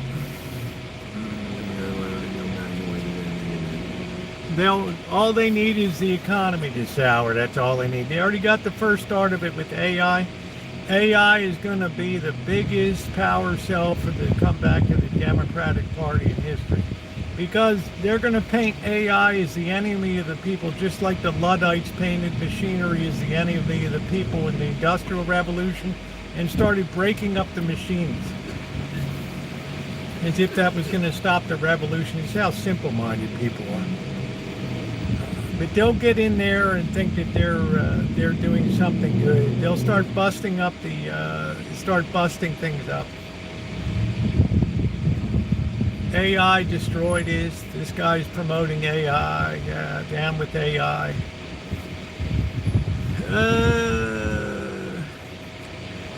Hey, Carolyn. So enjoy your moment in the sun. Voluntary and happy. I don't know, Buttercup baby, but did you know that Robert Byrd was a KKK member? He probably said they're going to come back for sure. Johnny Carson and David knew how to control their personal body. No, they could make fun of people and people would just laugh at that. They have, all they need is just shit to go sour. It'll happen. It'll happen. I don't carry water for any party here. I just tell you what I think is going to happen. I think we're close to a really big turning point and a really huge defining moment in America coming up.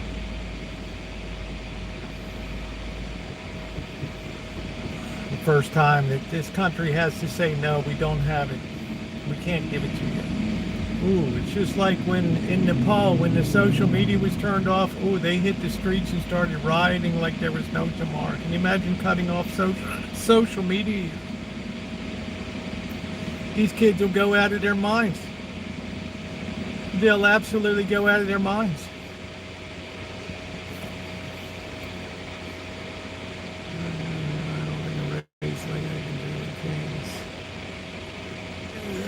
Yeah, so people renounce it. They move on, buttercup babies. They take their licks. They understand where they went wrong. They make their amends. They make their apology. Who apologizes today? Nobody. I haven't heard anybody stand up and apologize for the abysmal state of American educational results today. Not one person. Ooh, I don't want to see that. I only got to go 3 more years and I can get my pension. Ooh, don't even go there. I hate every minute I'm in the classroom now. I don't even want to go there.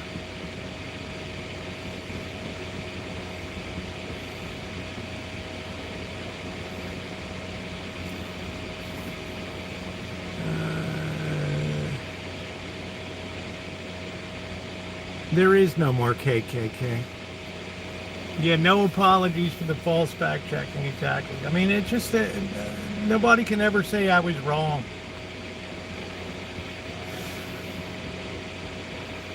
It's pride, pride. As if people are going to be marked down if they're wrong. No, they're admired. I get called out, look at Amanda Huggins, beats me down all the time. No, you're wrong. You're wrong. You little shit. Yeah.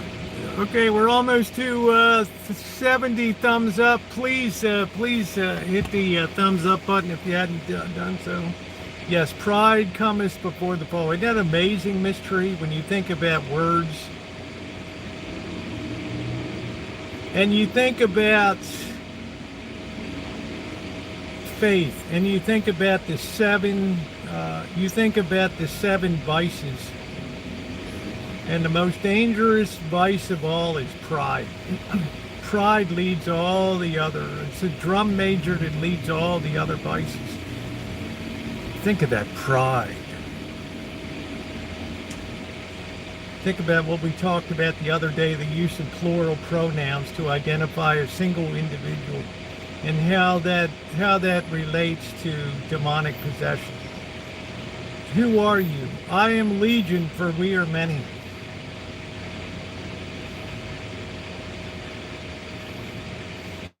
I've told you before, I think that there's so many people demonically inspired on earth right now. It's frightening. Absolutely frightening. That are doing everything in their power to undermine the family, to undermine traditional values, to undermine anything that they can here. Just to have wanton destruction of this nation because they hate this nation. They can't stand this nation. You talk about that Omar, whatever her name is, hates this nation. Yet the people will put her in power precisely because she hates this country. Precisely because of that very reason. Satan is alive and well, absolutely, positively. The problem people have is misidentification. They're not used to subtlety. The average person, it has to hit them in the head, like they got to see a movie like The Exorcist to believe that evil may be out there. They underestimate how smart the forces of evil are, how strong and how clever the demonic is.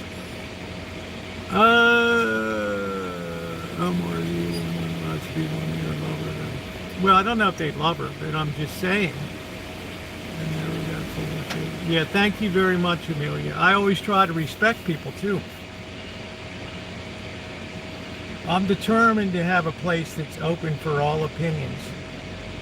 I just try to explain my thoughts of like the Democrat Party when they tore the financial guts out of it by shipwrecking themselves on the Israel-Palestine situation. Didn't talk about right or wrong or who's at fault. I just said, here's the consequence of it. But people always want you to have a side. They cannot stand that people are in the middle and look at things from a point of view like not smart. Not smart. Lorraine Roberts is... most people read the cereal box before they will read the Bible.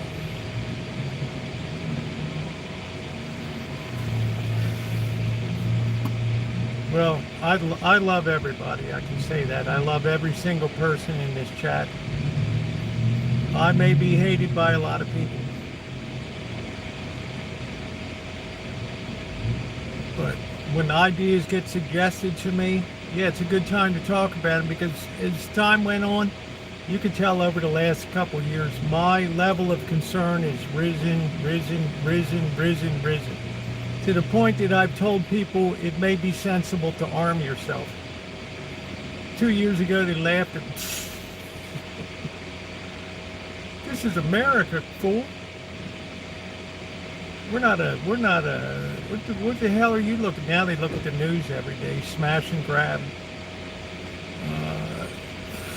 Four policemen shot in Detroit today, serving a warrant.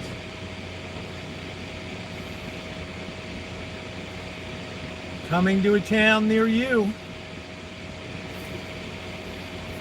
You don't put this stuff out unless you care about people and love people. And thank you, Miss Tree. You're wonderful. You treat me so kind.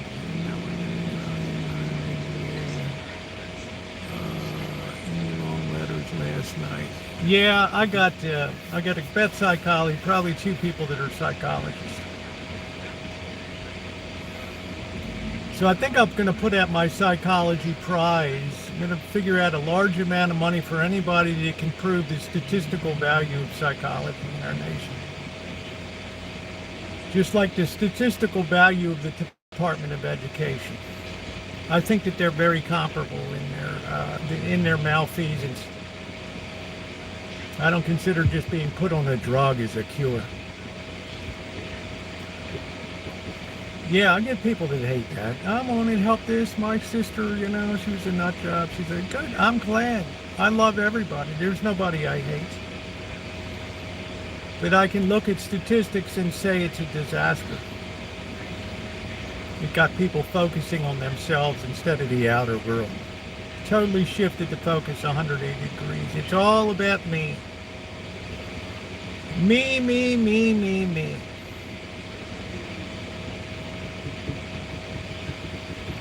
So, yeah, Corky, I get the letters. But what am I supposed to do? Bullshit? Tell people false stuff that I don't believe? No. Thank you, Terry. I try to be fair. Thank you, Travel Escapes. Conservative on the yeah, they murdered 3 police officers serving a warrant today. Of my state. Cops here they make a ton of money here. But what are you going to do? You got to pay it. The police unions, they're strong. And if I'm going to be out there carrying a badge, yeah, it's dangerous. Think of these highway patrol people when they walk up behind a car with tinted glass. They don't know if somebody has a high-power rifle at the back trained on them when they get out of their car. This is a bad state we're in, people. This is a bad state. I'm talking about the state of shit. Now finally people are coming around and writing me and saying, shit, you were right. I thought that you were like a budding nut job 2 years ago. Yeah, I'm a nut job. But you could see this shit coming a mile away. Yeah, 100 grand, their retirements are huge. Yeah, they got murdered. That's the real tragedy today. To lose four, think about the message that sends to other people that are in law enforcement. I feel sorry for them if they had families and the ripple effects of that. I love people here. I want them to be prepared. I don't want anybody to ever come to me Sunday. I never saw this thing coming. Smart people, informed people, people that are concerned. Yeah, somebody wrote me and said, I couldn't believe the way they surged into churches last weekend. Yeah. It seems appropriate, doesn't it? I put up a community post the other day of a church that had 3 people. One poor guy slumped over in his hover chair. 2 other people, that was it. What the hell happened to us?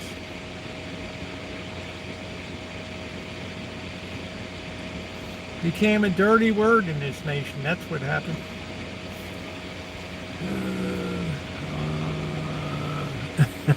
Quirky.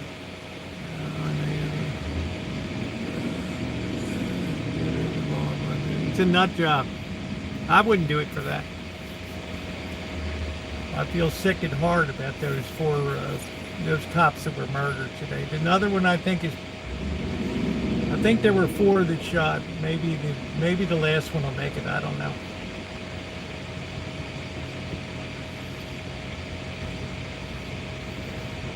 When you see a kid that wins a 4-year scholarship to a university in Utah and a couple years later is totally radicalized with hate, that took some doing.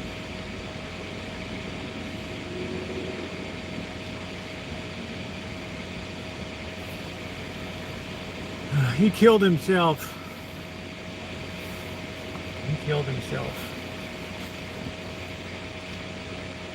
That's one whose family's they're not coming home tonight. I think it's asked you to see if they've done enough. This nation allowed itself in the UK to be undermined, to be eaten out from the inside. With one bad assumption that they ran with, that everybody's basically good. The same thing that brought down Jean-Jacques Rousseau and all the Enlightenment thinkers, this stupid notion that people are good by nature. Let them in, they'll be good people. Even though they have no commonality of values, nothing of commonality, no wish to join traditional society. Will come in and rapidly hate everything about your country. Want to have every benefit that you can possibly receive. And then as soon as possible, bite the hand that feeds it. That's sad. It's so different than the way people used to come to this nation. So different.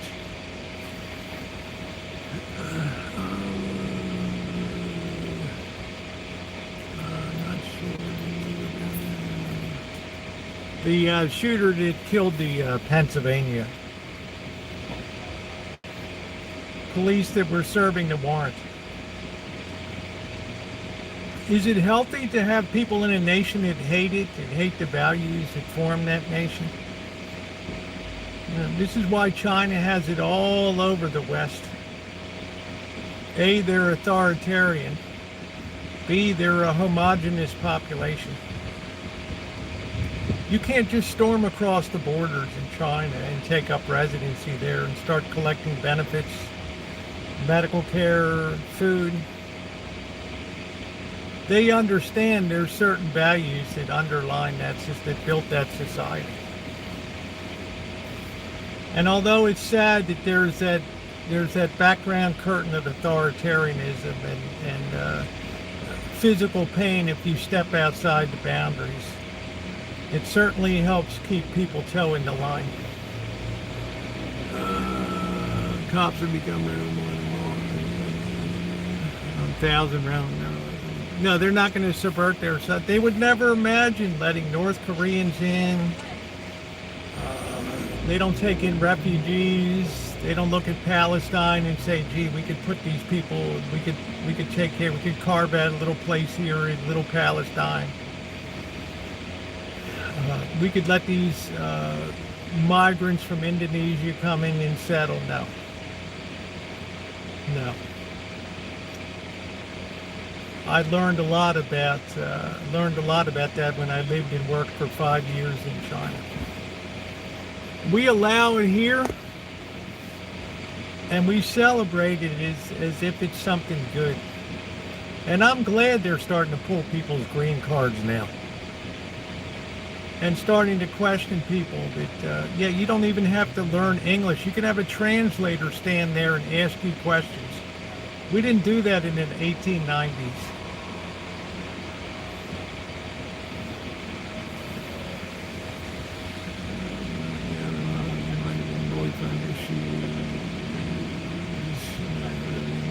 That's right.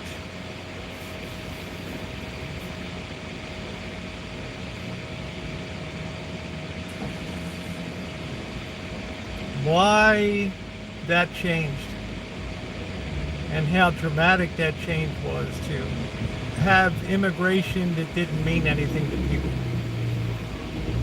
And I think of the way that immigrants in the 1880s, how the Chinese suffered under the Exclusion Acts. They put their heads down and continued working, figured that'll pass one day, which it did. The Irish come in, the Germans, everybody gets beaten down, the Polish. They couldn't wait to just mainstream and Americanize themselves. Now it seems like so many of these immigrants can't wait to hate the country.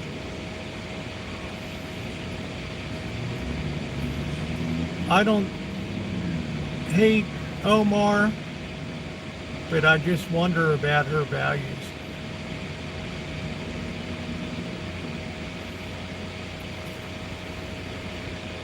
There was a guy that showed up at a meeting in Dearborn, Michigan,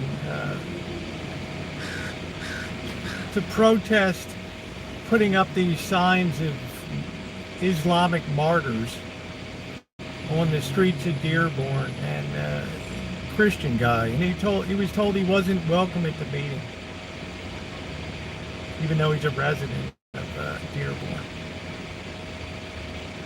But that's okay. Hey, how you doing, Stuart's mom? Thank you. That's okay. He can be kicked out of that meeting.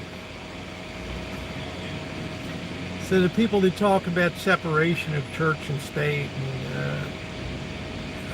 no, in this case we have to, we got to allow it.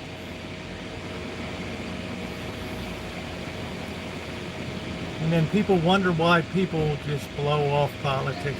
It's hopeless. Hopeless. We're supposed to have some kind of freaky, weird electrical storm tomorrow or something. I don't know. I appreciate that. Please hit the thumbs up button. Thank you, Stuart's mom.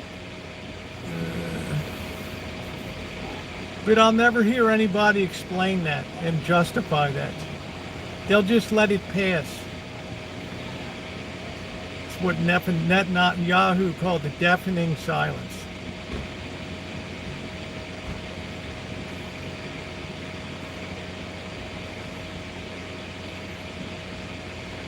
Hey MB, and I'll tell you, yeah, our president gas is stuffed up too, but I'll admit it, but you don't hear much on the other side.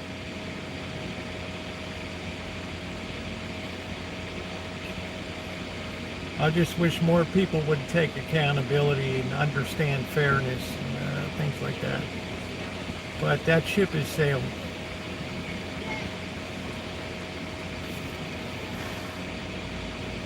Yeah, it's nice to see you, MB. Yeah, we're supposed to have some kind of weird lightning here. So for those of you who are flying the flag at half-mast for the death of the Democrat Party, you need not worry. You need only look at my thumbnail for today's live stream. Very famous cartoon in 1930. How, the Democrats were written off as impossible. After the crash of 29, it was a whole new ballgame, and they didn't need any money. They didn't need a penny. Cindy Lou, how are you? Well, like I said, egos are very large here in Pride, everywhere. I don't mean here in the sense, I mean here in this country now, that you'll never hear people say we made a mistake on this or that was a wrong thing to do. You'll have that deafening silence. Let's see. But it's okay. People can do whatever the hell they want to do. It's fine. But there's still a few of us that are vitally concerned about the future of this nation. Vitally concerned. And just try to snap people out of both sides and say, look at the reality of this. There's been no conversation at all about the education results that were reported, the testing results. It should have been a moment in American history, like when the Russians launched Sputnik in October of 1957 and totally captured the world's attention and freaked people out in this nation. Nothing. Silence. If you're a parent or a grandparent, you have skin in the game of this educational system. Do you think it's right, the performance? Do you think it's good? Do you want your kids to be part of a system that produces that average? Now remember, average, half or worse, half or better. God forbid the half that are worse. Silence. No, we're going to continue supporting that education system because we like the cultural values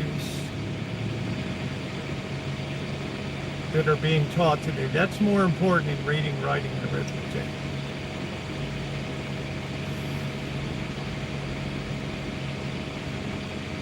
So I tell people, therefore, don't bet against China in the future. They don't have time for the bullshit that we do. The stupid ideologies and things that have rocked this nation.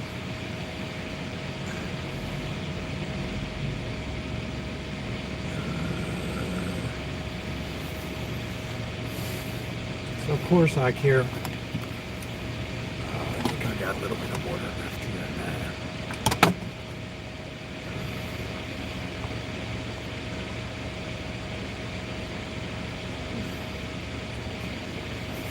My biggest fear is the day that somebody comes in and says they had a home invasion or something. And now they don't know what to do. Their sense of trust and faith has been totally shattered by a random experience. Maybe they'll be going down the street and somebody rips their car door open and pulls them out. And they're run over by the tires because of some random carjacking.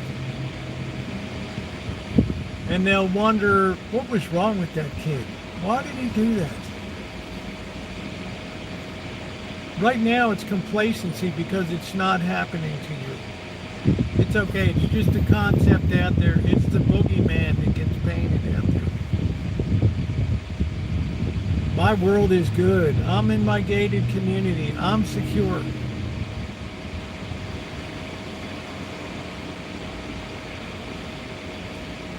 But when more of the food islands hit and more of the retail establishments close their doors, which they're doing, they'll be making their way out to your neighborhood, guaranteed. Whatever transportation system is available, they'll be on their way.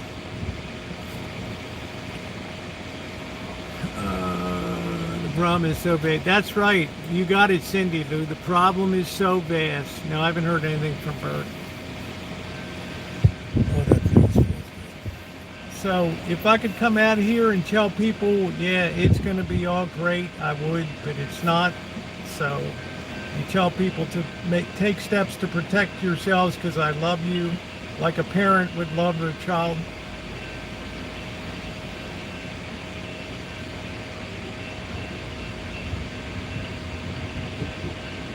Your biggest problem is you underestimate how brutal and barbarian at the end of the day people can become. That's your biggest mistake.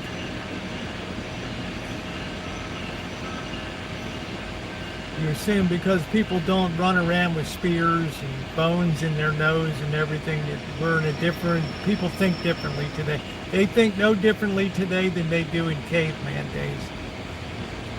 Zero.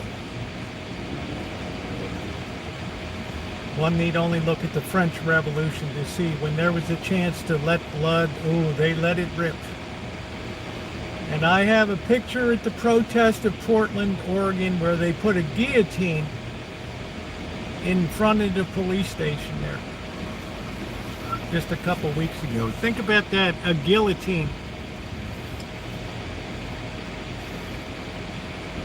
You don't think people foreshadow the future? You can imagine in Portland, Oregon, if that mob ever gets the upper hand, ooh.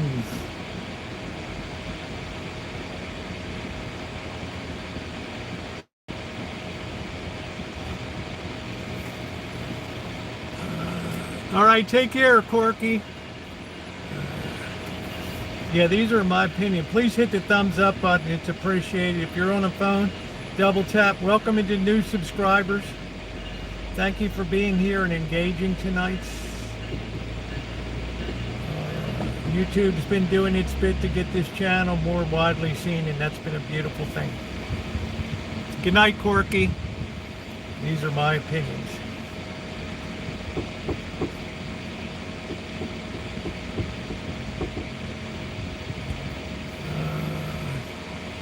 I won't even answer you're smart, Buttercup baby. The worst thing that I would ever want is to hear that something happened to you. Or anybody in here. I rue the day when I hear somebody got assaulted. Me, I deserve it because I'm out there just throwing myself into the teeth of whatever on the streets. But you guys, you don't deserve that. You've all been decent, good people. At a minimum, I think that everybody should carry pepper spray these days, because just the randomness of assault and battery these days. A girl can be riding a light rail train and be stabbed to death by a guy that's got 9 priors, mentally doesn't even know, claims, you know, the psychologist will be in there explaining it away real quick. Just totally, I hate to say it, totally possessed by evil. Only a person that's demonically possessed could do something like that. Oh, demons. Here we go again. Devils and demons. Well, if you crack your Bible, sorry, you're into it too. Deny what you don't like and accept what you do, like all the touchy-feely, good, kumbaya, love, hold hands. Boy, but when it comes to the dark side of it, oh, I don't want to hear that. That's impossible. It's all about the Beatles. All we need is love. Instacart. How you doing, Maxwell Smarts? Want your opinion out? Yes. If you want your opinion out, start a channel. Exactly. I got beat up and knocked down. Oh, I remember that mystery. You were knocked down by a psychiatric patient. I remember that like it was yesterday. Poor girl, shattered your world. I remember that. You were shattered for years. You couldn't even come onto YouTube. Oh, wow, you just brought back the memories. Oh my Lord, you were assaulted. It was terrible. Teresa here, it's been such a kind support. She sent me the shirt. Her and her husband are wonderful. They've been big supporters of the fundraising we do every November in Las Vegas at the church. She was assaulted, terribly assaulted. Terribly assaulted. Yeah, I remember that, Miss Mystery. Thanks for reminding me. Random. Totally random. So what's the downside of having a little pepper spray that you carry around? A little bit of, like Amanda Huggins, a little bit of street justice. I get to stand there and watch you writhe on the ground, and then the cop, I get to watch him put the taser. Tell me she wouldn't be into that. Oof. I got the shivers. Yeah, that's really good, Buttercup baby. I'm happy to hear that. I'm happy to hear you're not going to be in denial. Yeah, the randomness is what makes it demonic. There's pointless horror. But if you tell people that, oh, here we go, you're another snake handling zealot, religious nut. No, I'm not.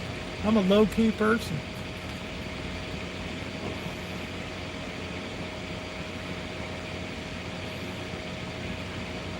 But I'm smart enough to realize when people are losing their minds and they got these splainers out here, apologists for them. Oh, this person just misunderstood. This guy just stabbed this Ukrainian immigrant 9 priors.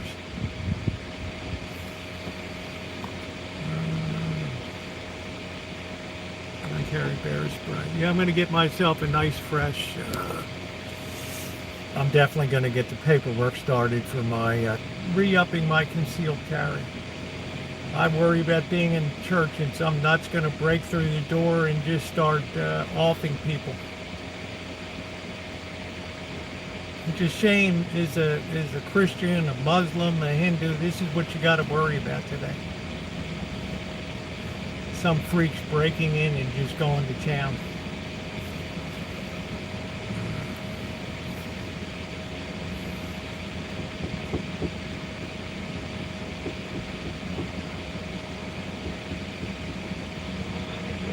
That's demonology.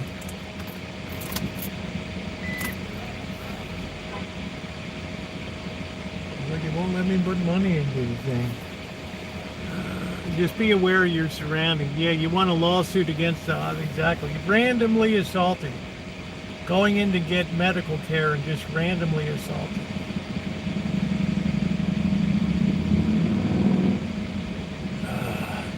You know, you read in New York City, you know, the old Chinese woman's just waiting for the subway car, and just when the subway comes, boom, just push her right in front of it. Not for any reason.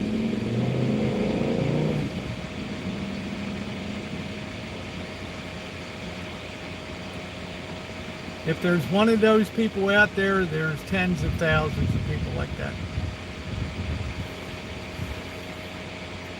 Our day will come. Make sure you're on all messages here. YouTube flips back and forth. Yeah, demons, exactly. But if you say that today, you've been overruled by psychology now. There is no such thing as the dark side. There's no such thing as the devil.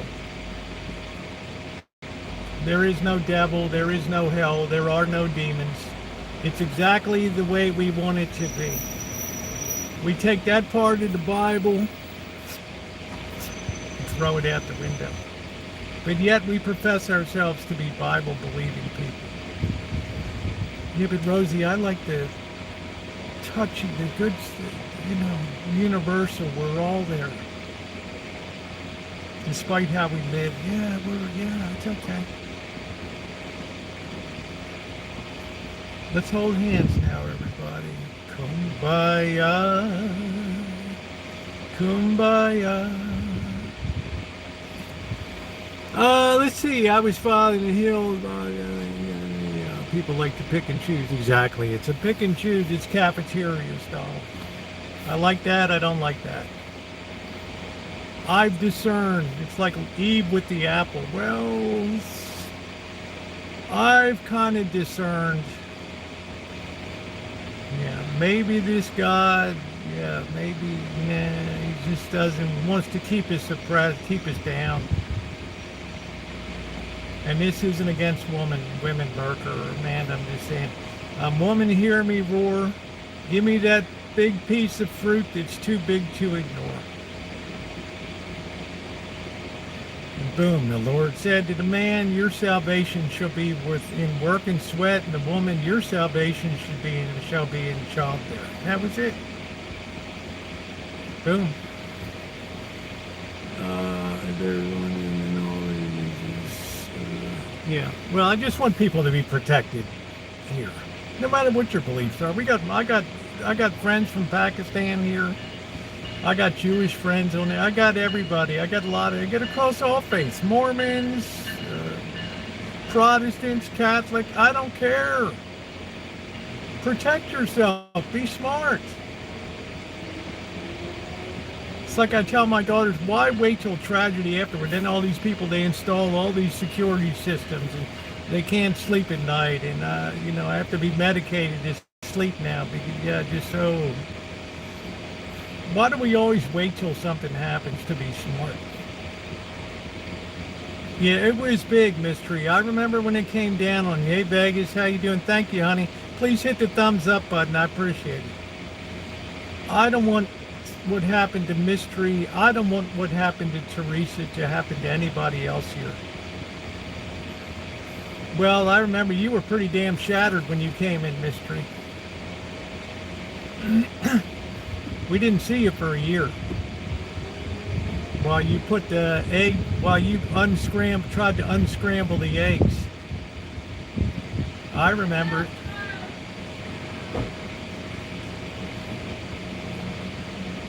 I would get to there, yeah. Well, you don't want to permanently take anybody's eyesight out. Pepper spray is just fine. I don't want to ever shoot anybody. I don't want to ever go beyond just pepper spray.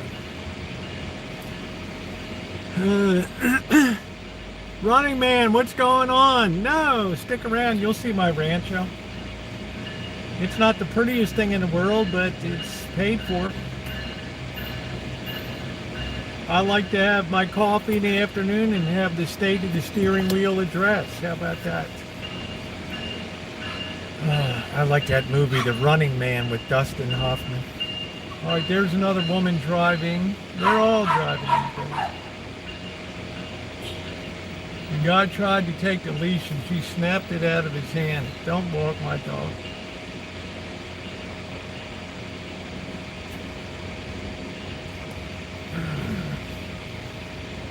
Well, I'm glad you weren't hurt worse, Mystery. I remember. Love the ranch vibe there, chill with the fruit trees there, good grub you always make, yeah. I'm kind of opening up a little bit because I took 2.5 years, almost 3 years writing, editing a book, 22 editing, 22 revisions. I've started on the outlining of my next book, but I have time on my hands, so I decided to start jumping into this stuff now. Besides, there'll be traveling coming up. September 29th, the 28th I will be in Vegas, which is a Sunday. I'll be there 4 days with my daughter. There's going to be very little. There'll be something uploaded every day. Might do a little gambling, might do something like, there'll be at least some type of stream or some type of video. Then it's back to town for a week, and then it's down for 10 days to 2 weeks to do the stuff I need to do down there to try to get services live streamed. Back to the Rancho for Halloween, and then back down to wrap up the fundraiser in November. December, I hope to go down and maybe see Formula One practice sessions, if I can afford a ticket, up in the stands in December. That's going to be fun. Yeah, what was the one? No, it was Marathon Man.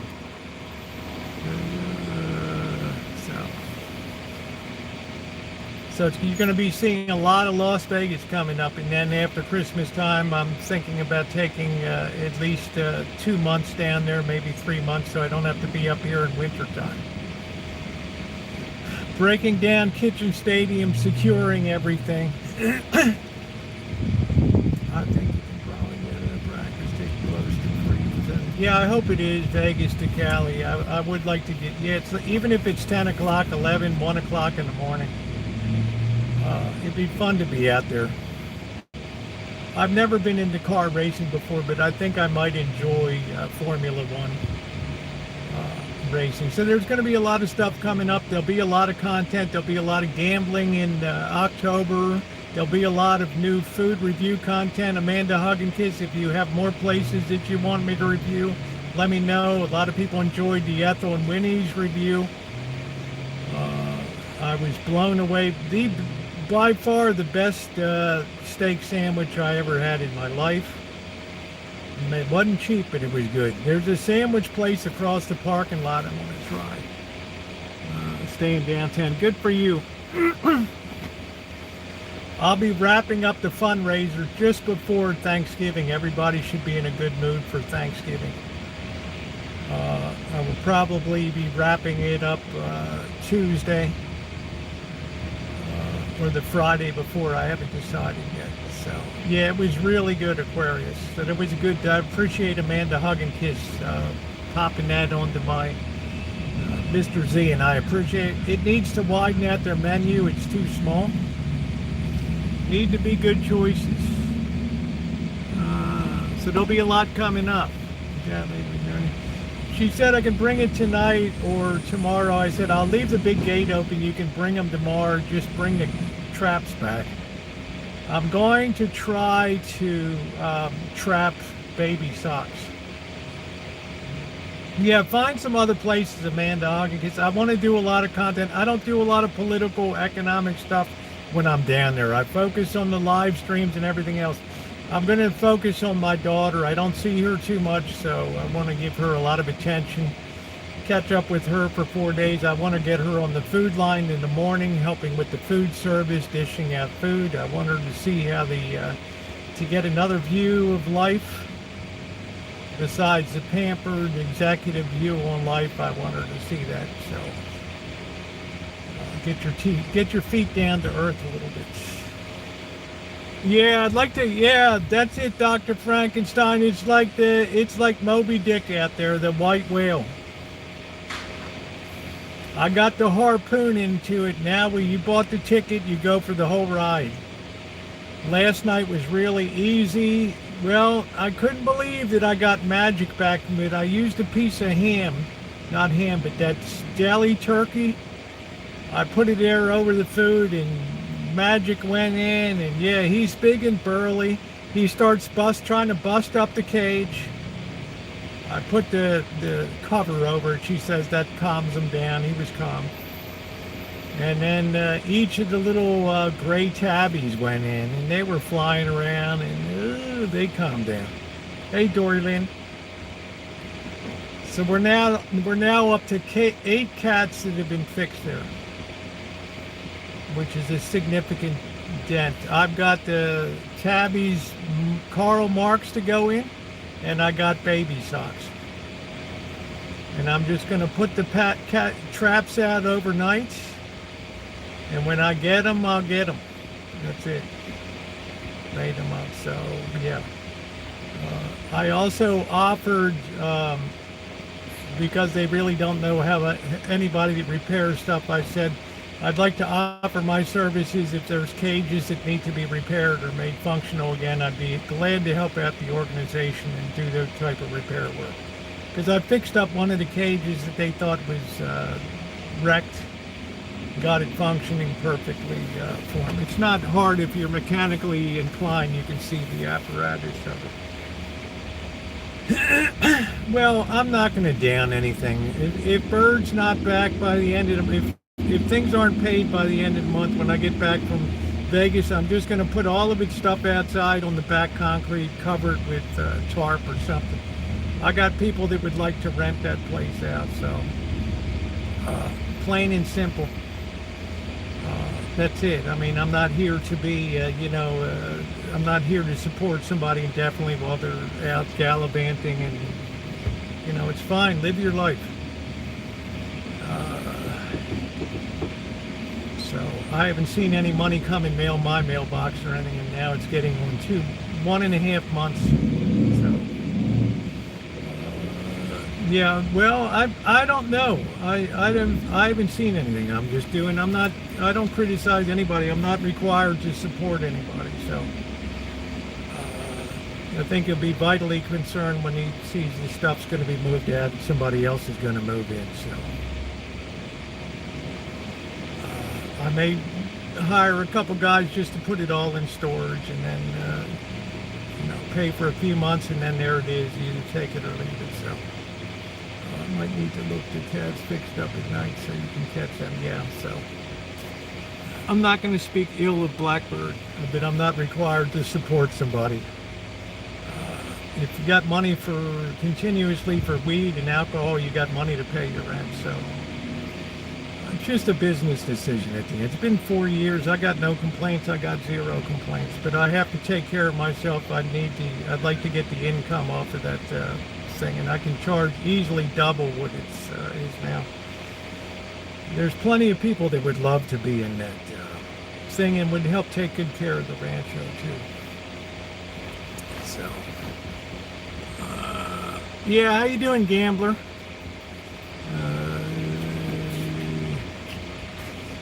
Well, I have to move on, yeah.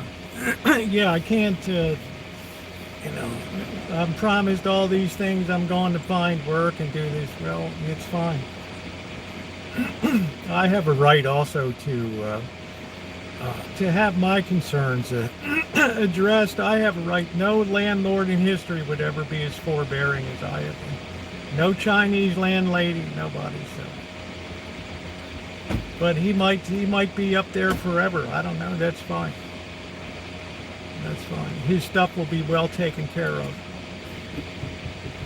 Yeah, it's just business. There just comes a point where I'm not seeing any reciprocation the other way. It's just, I'm doing my thing, and that's good. Look, do your thing. Do your thing.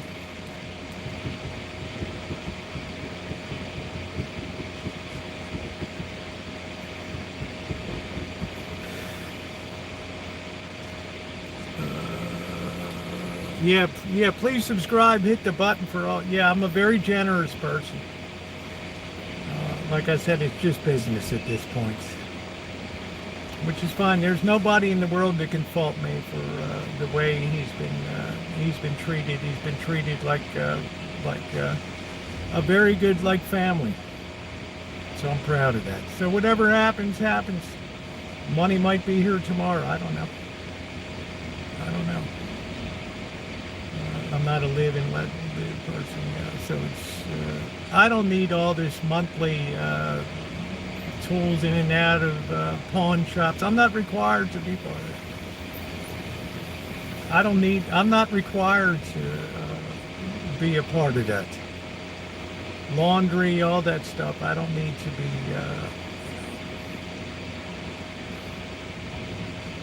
So probably time to just move on.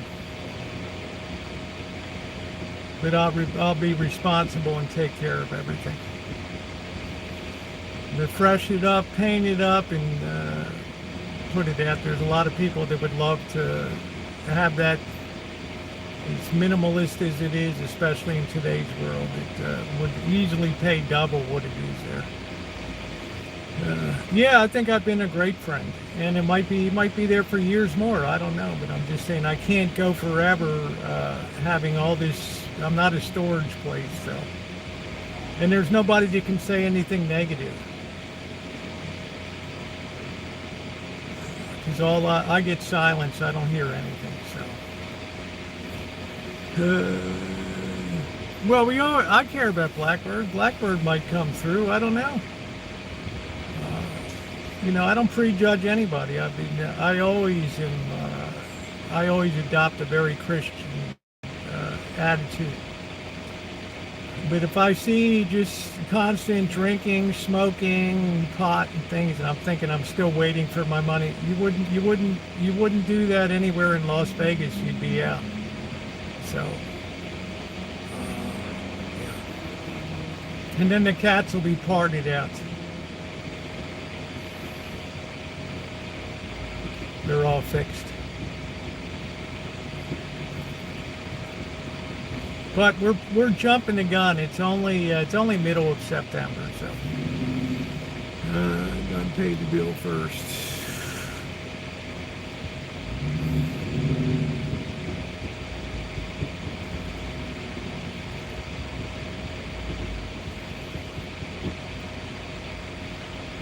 Yeah. Well, I have to be the priority now. So I've been plenty patient. It's now 3 weeks. And I'm not seeing anything, so it's fine. No bad feeling at all. Just I want to move on.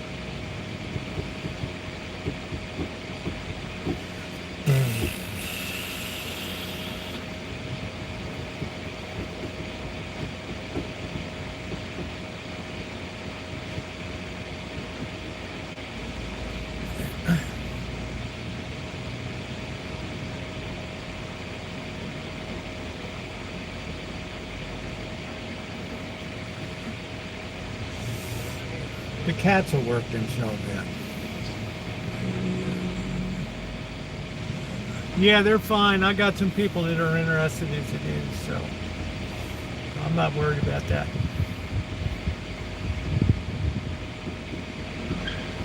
Plus, I've done a lot to help population control.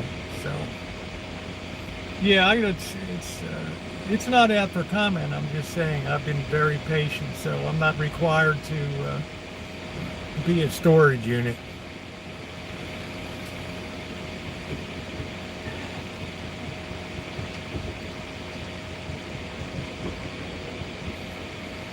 Me and my 9-year-old moving in. I don't drink or do drugs, or neither does he. You're on the other side of the country. There's a bunch place in Vegas you might want to check out called the Parlor. It's on Park.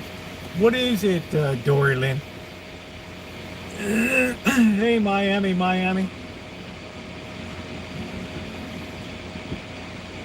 How are you tonight?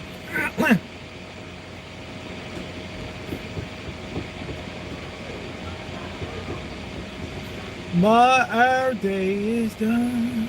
Ooh.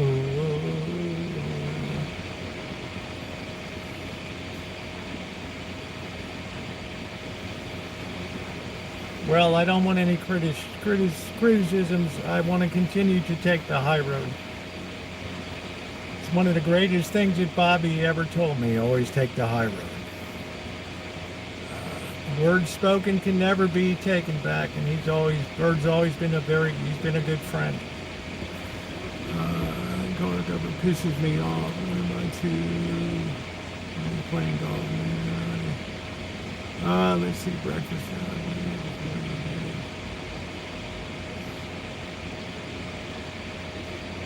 Yeah, having those things. Yeah, I thought about an addition. I'd really like to expand it and incorporate the Shine Shack into it, and really open it up as just have a center courtyard. It would be like a three-sided courtyard there. Yeah. How you doing, Jason? Kind of like a coffee bar.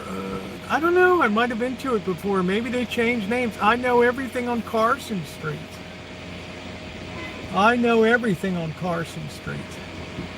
Surprised I haven't heard of that. 7th and Carson Kitchen, the donut place. Yeah, I thought I knew it all.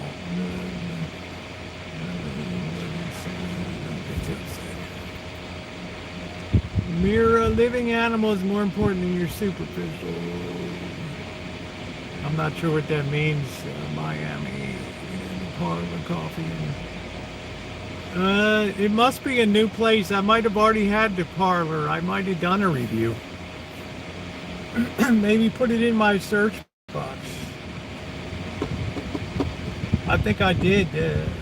guy came down, he had like a weird looking coffee device he sat on the table. I think I did a review of it. I'm not sure.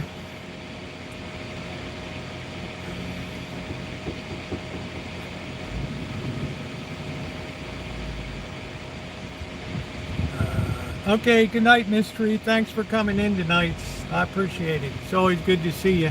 We've been charging good tonight. We can take off the cooler. Oh, that baby's icy. Isn't that amazing? Bimetallic cooling. This is why dorm freezers work.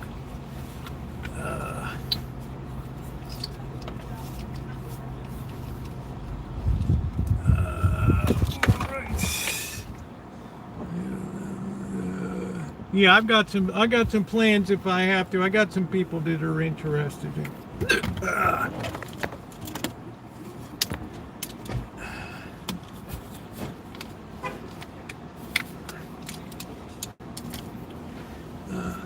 I'm just saying humans don't value animal life enough. We're too caught up in the things that don't matter to you. You'll get it when your phone is cold. I do. When I got this phone cooler, when I can run a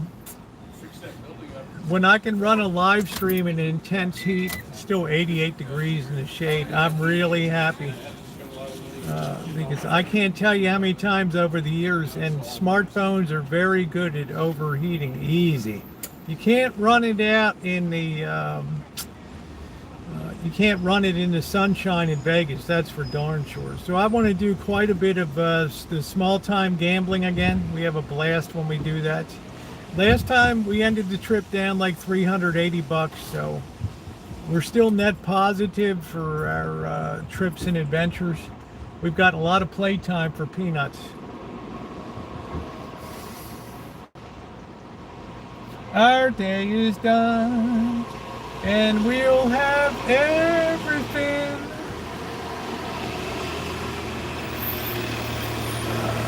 This Sonoma Academy, they drop the kids off. They take the train. Kids pay like $20,000 a year to go to high school. The elite. I'd like to. I bet their scores are good.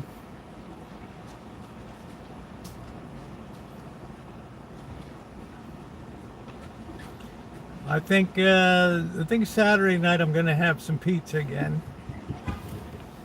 Ooh. Those kids don't know how good they have it.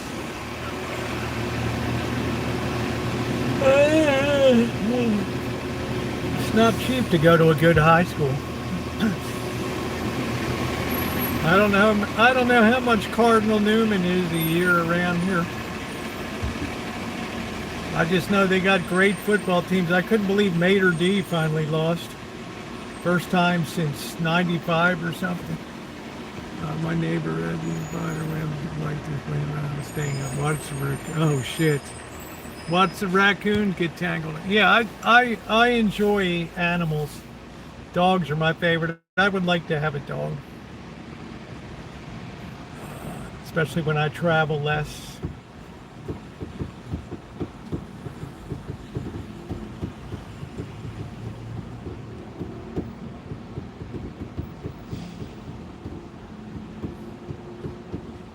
I don't know what's going on with the truck. Whether I'll have it back or not, I got no idea. You don't want to push it. My board is just as smart as white kids. Sometimes I think the former president just had a way of missaying things. I don't think he meant that in a negative way. It's just that just sometimes stuff doesn't come out exactly like we want it to. Our day will come, and we'll have everything. It's $12,000 a year. See, is new. I don't know how much Cardinal Newman is a good high school here. And this Sonoma Academy, it's not cheap. But I'll tell you what, these kids got tremendous scores. Tremendous sports, but you have to have money for it.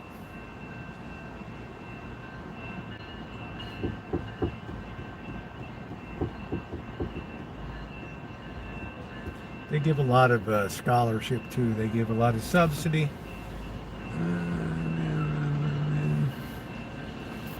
Yeah, let's hit that thumbs up button. We've had another excellent chat tonight. Everything I talk about is my personal theory. I could be totally wrong. I do try to think things through. I mean, the last thing anybody's talking about is the rebirth of the Democrat Party. And here I am, probably the only person on YouTube that can see the sun rising while other people see it set. Just like my thumbnail.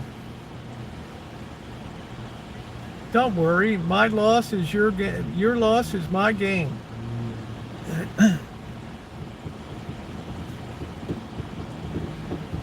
I am a lone wolf.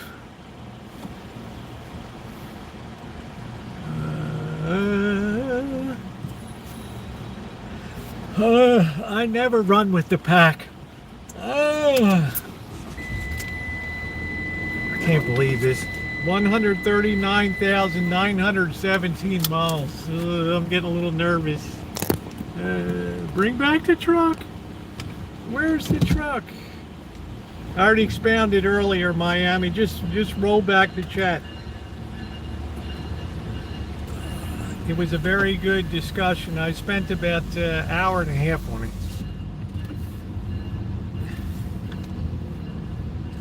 Anybody's feel free, they can open the guns on me again about psychology. The haters will be it.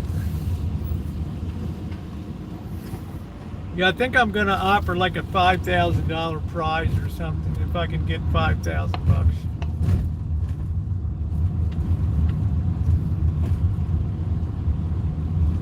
Like Charlie Kirk, prove me wrong. I don't want to prove you wrong, I just want to beat the hell out of you. I get it. I get it. Let's see what's going on downtown.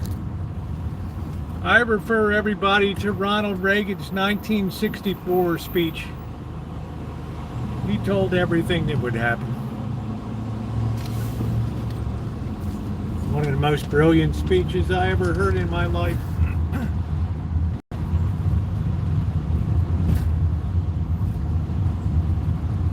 That me has been enculturated and cultivated into people by society and by self-help books, gurus, mystics, all these center on yourself, self-centering, find your inner being. It's all about you.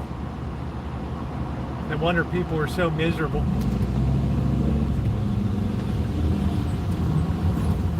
No sense of value to others.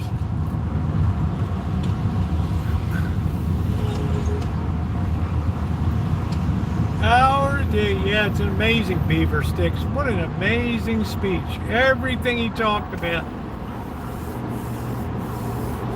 Almost as amazing as Paul Harvey's 1964 poem.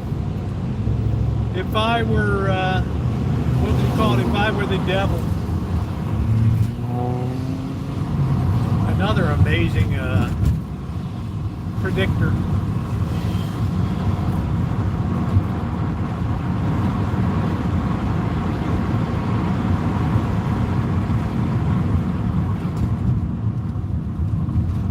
It doesn't take a lot to predict the future, just a tremendous degree of honesty.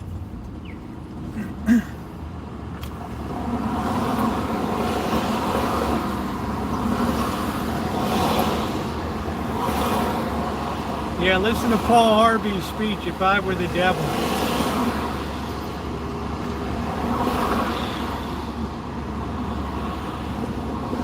Mind-blowing.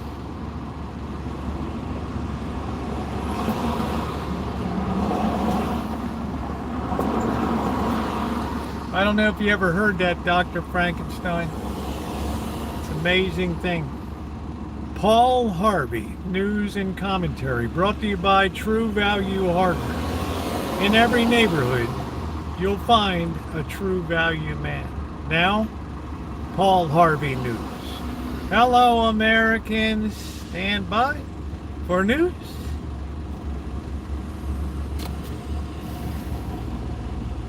Yeah, Milton Friedman, excellence. Excellent. But you look up that, it's on YouTube, that poem, If I Were the Devil. It gives you shivers up your spine to see how accurate this guy was. Yeah, thank you, Doctor. Hello again, everyone. Howard Cosell speaking of sports. It was a thriller in Manila last night as Frazier had Ali down on the canvas. Down, down, down. The punches rained on Ali, but still he would bend and not break.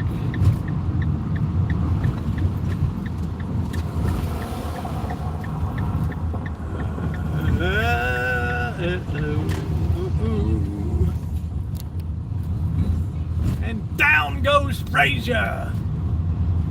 That's it. The Teesside Boba Shop has closed its door. You knew that was coming. That went tits up. It looks like, I don't know, the Exchange Bank is remodeling or something. I don't know. Oh, boy.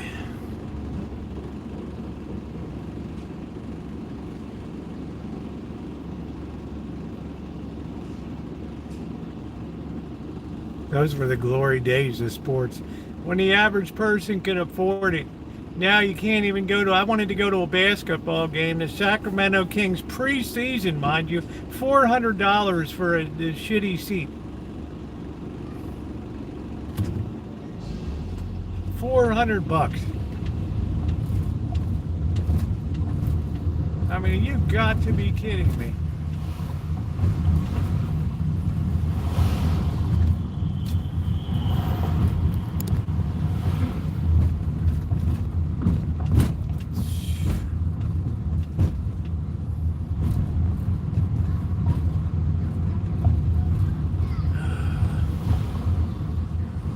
Did we get the selfie? I don't know. Did we get it? Starbucks of America? I don't know.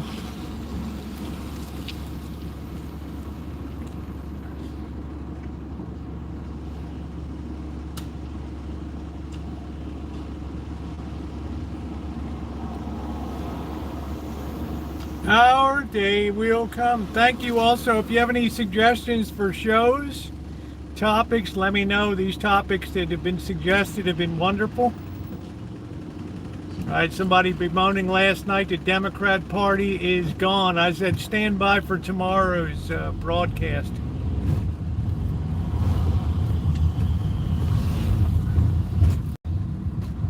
Let's talk a little bit of history.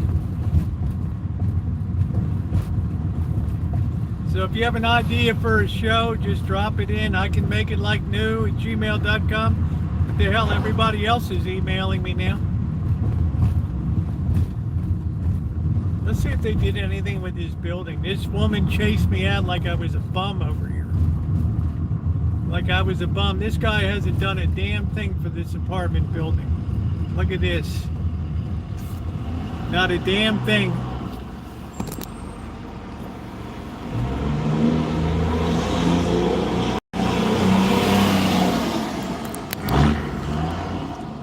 So is Ayn Rand was amazing too. That guy hasn't done a damn thing. Ooh, it's so awful. Now I don't know what the hell it is.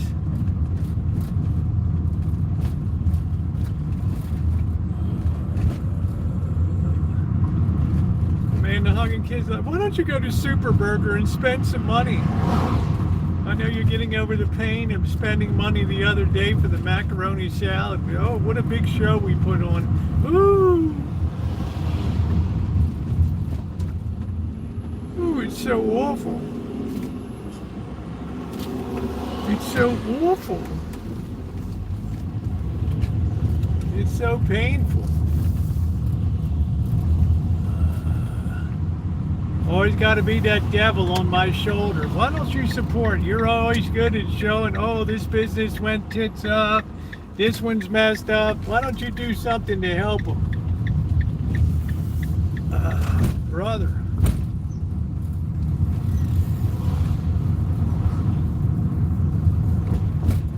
cheapest person I know. You don't spend anything. I am a little thrifty with a buck.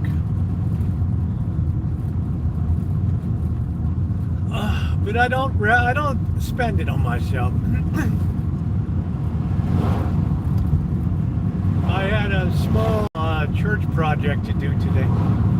That took a couple hours, but I did get a chance to play the organ again.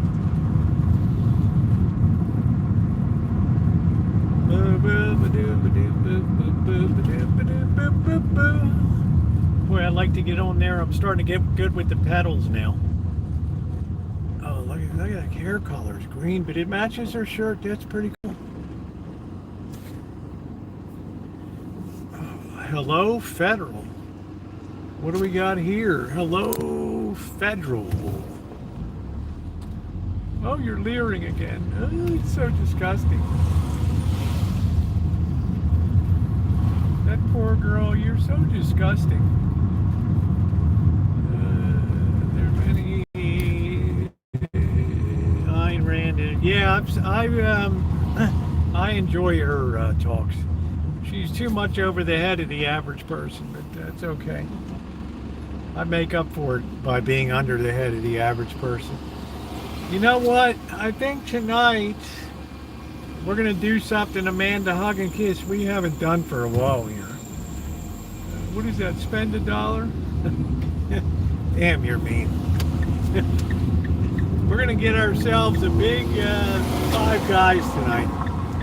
That's what we're going to do.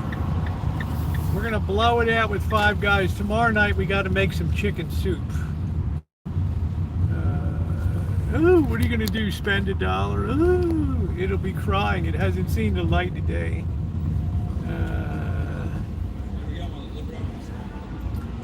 I like, hello, Federal. Ooh. All right. Girls which got a little bit of meat on them. Our day will come and we'll have everything. Our day will come. I can't believe you're going to Five Guys.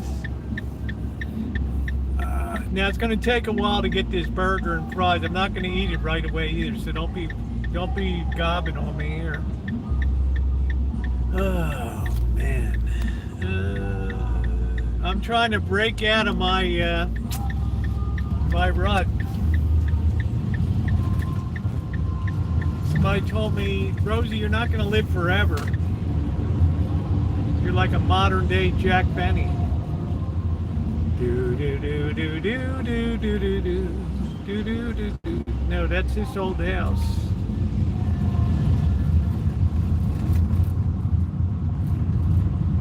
Love in Bloom.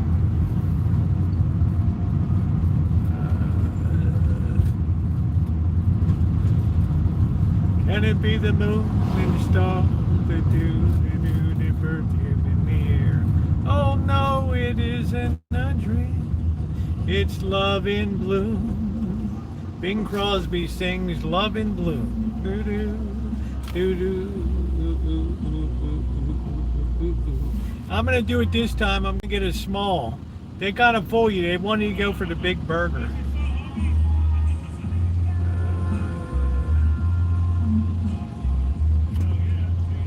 We haven't done this in a year. This gets Amanda a hug and kiss all gidgety. Normally she's like, oh, I'd like to slap that grin off of your face. Wait till we get the phone set up and people start calling in and blasting away. Ooh! Wait till we have the call-in show. You motherfucker. Where do you get off with this nonsense? Fascist. Ooh. Hug and kiss will be gassing them up. Yeah, go, go, go.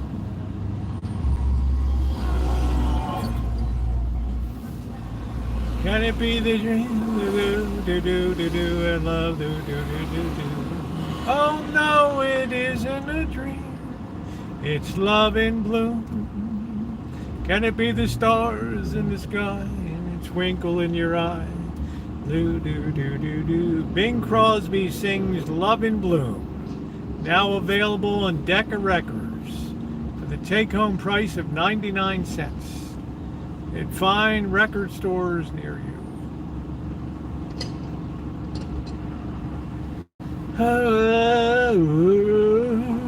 You think you guys ever get tired of Hug and Kiss picking on me all the time?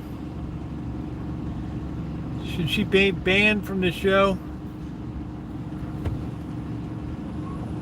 It's like Naomi says, what about me?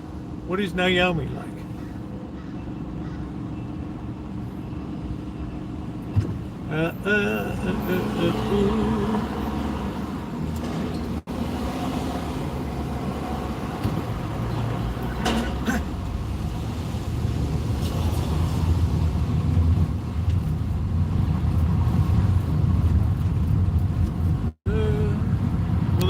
The best fighter sure as hell Butterbean.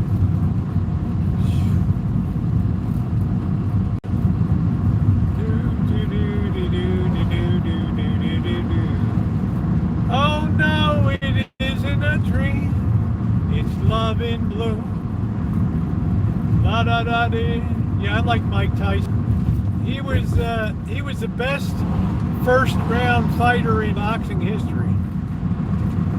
His problem was if he couldn't knock you out early, then you had a boxing match on your hands.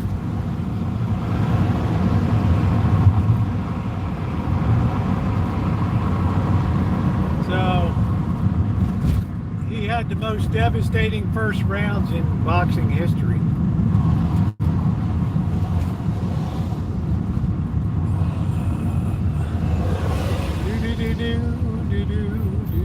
There's just nobody at the Dutch Brothers anymore. But they always have the best looking girls working there.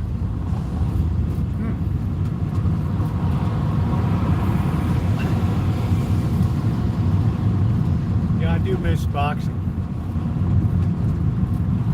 Could never get a ticket to the one that happened in Vegas last weekend. Too expensive.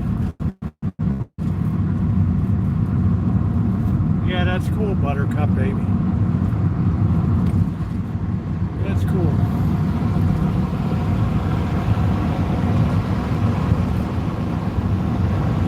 Don't forget to get your tickets for the closed circuit broadcast at the Baltimore Civic Center.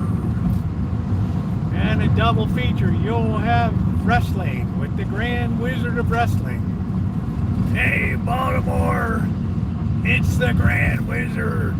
We're coming down to put a show on for you, you weaklings.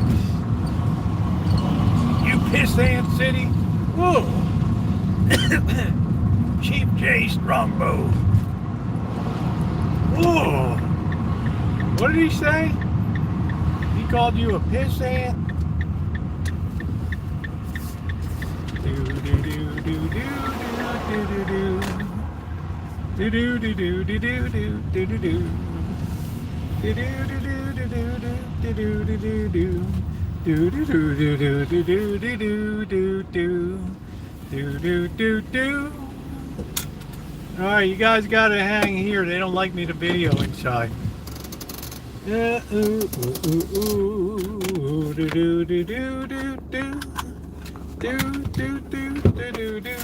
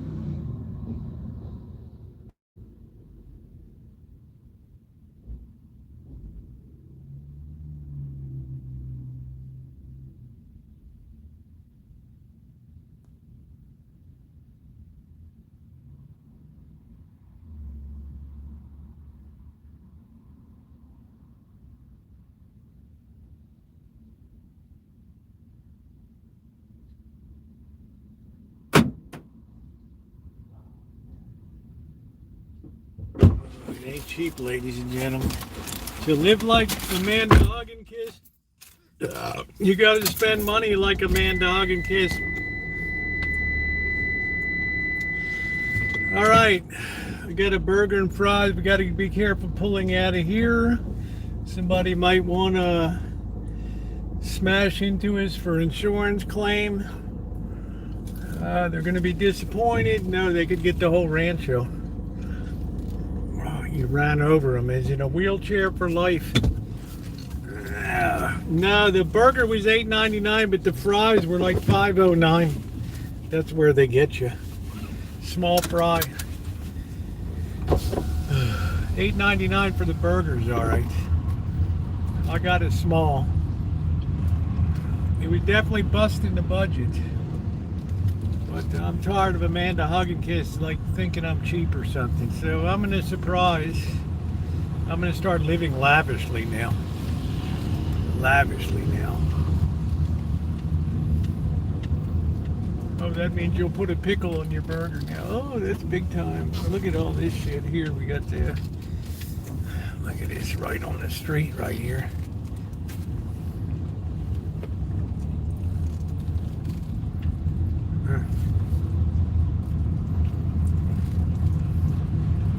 Get one RV, it attracts a bunch of them, and they're all busted down and rotten. All right, let's take advantage of the, what's the price of fuel? We got no idea. We can't even see there. It's $4.43. I pay the same in my own neighborhood. Our day will come, and we'll all get porked. Oh, man, the sun is brutal.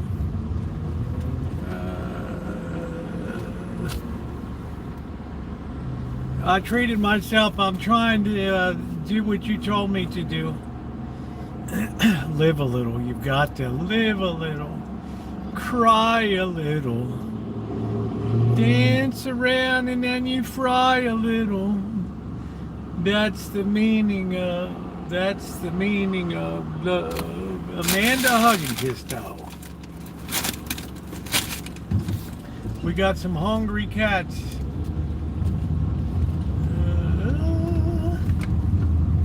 They're doing very well on my feeding regimen. They're all getting along good.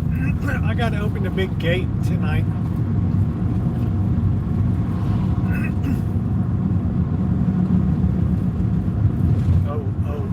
O'Reilly Auto Parts.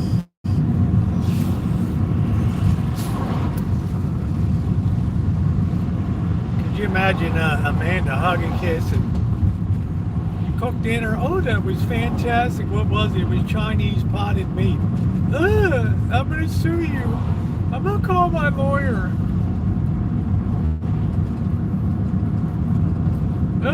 Potted meat from China. Oh, these Sonoma County buses are the worst here. This guy's gonna pull right in on me. Bam!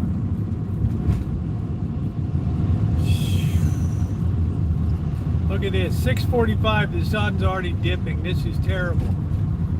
Terrible.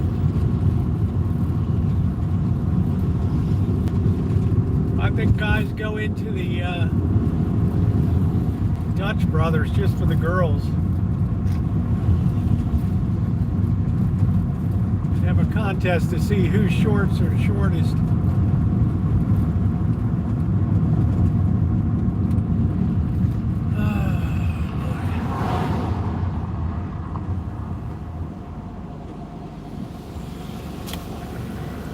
No, they actually sell potted meat from China.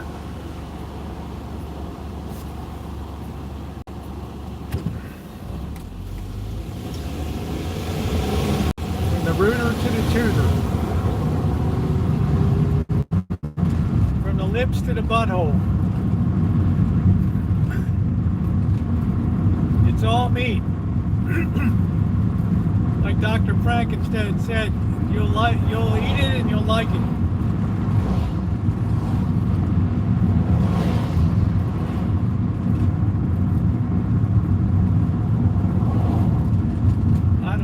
read the can, it says it's meat of various origins.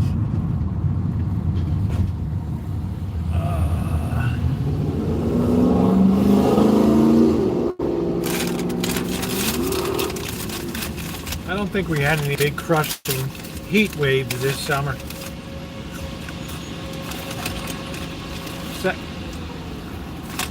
Compared to Vegas last summer.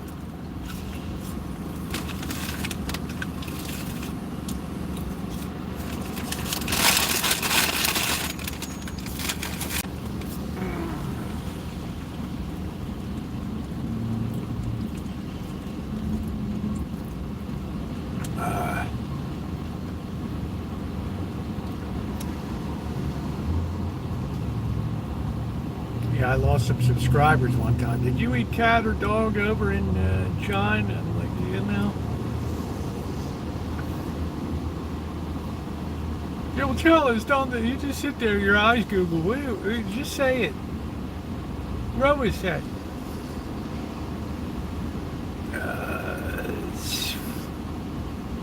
How's your meat? Oh, I hate you. You're such a barbarian. I can see you slobbering it down. Oh, this is good, delicious. You go out to Western China, the more west you go, well, it gets a little gamey out there. You don't want to insult your host when you're trying to negotiate a oil and gas drilling thing. Are they moving in or are they moving out?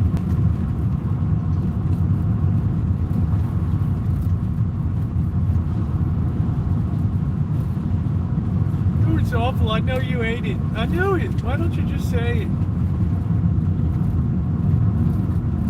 Like it's pretty nice that LGBTQRSTUVWXYZ place still has that nice outdoor seating area. We got to get a beer.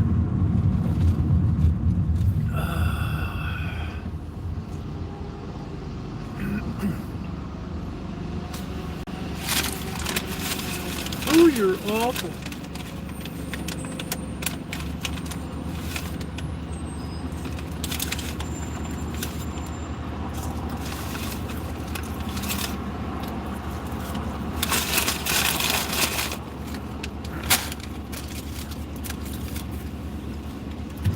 I think tomorrow I got to work on the van. I really got to clean it out. I was over there at the church today and people were horrified when I opened the door. I have to say I was a little embarrassed today.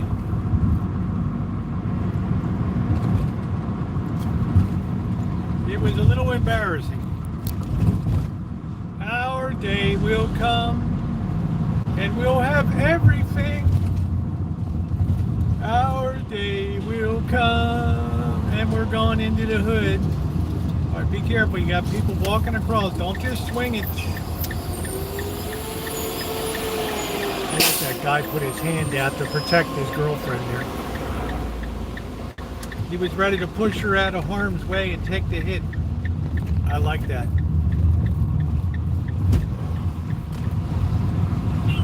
I'm a potted meat aficionado.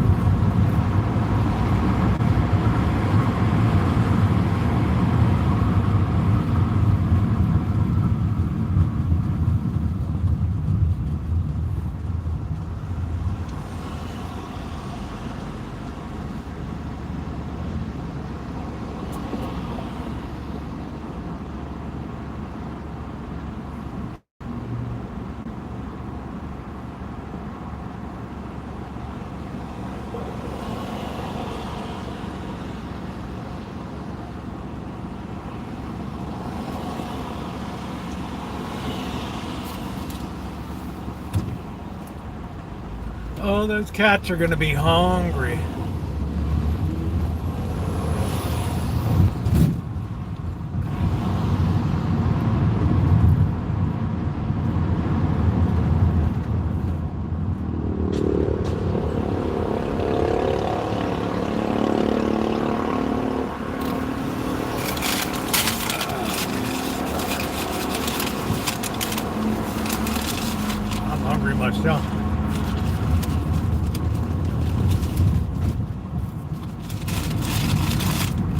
get back till about 2 o'clock.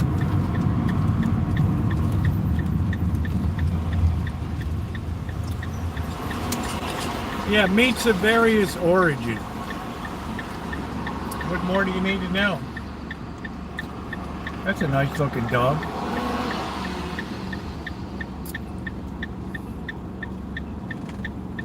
Oh, she's got a little dog and a big one.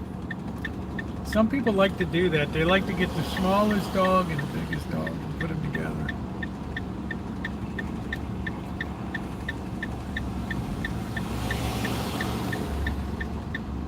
He's walking across the street. Here she comes. She's got this, carrying the small one. And she's got the big one. She's dragging Doofus behind. There's Doofus, Goofus, and Gallant. Right there.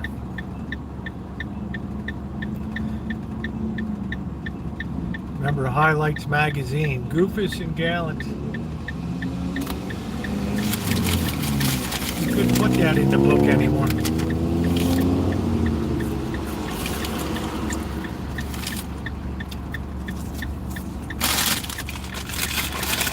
Yeah, I always like seeing Dora Lynn in here. She's great.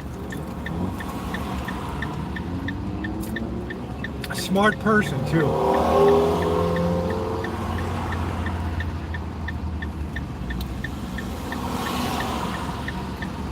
Oh, he's around Miami. He'll be around. Some people come around for the frivolity. Other people just come around for the economic, political talk and philosophical talk.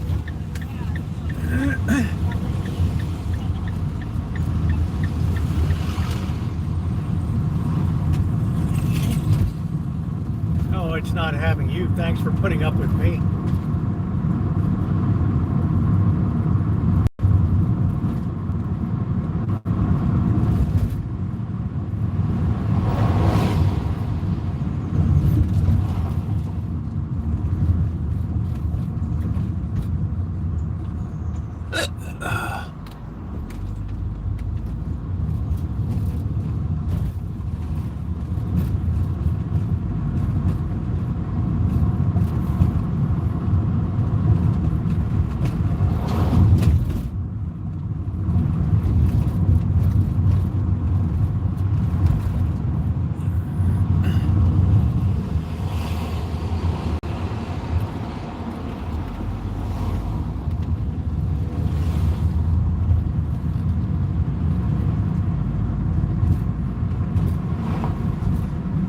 Beautiful night.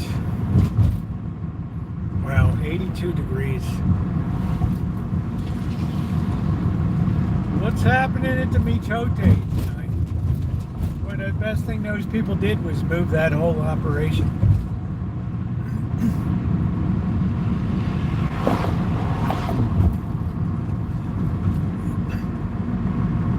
Amanda Hug and Kiss Can't Believe Ice. Woo!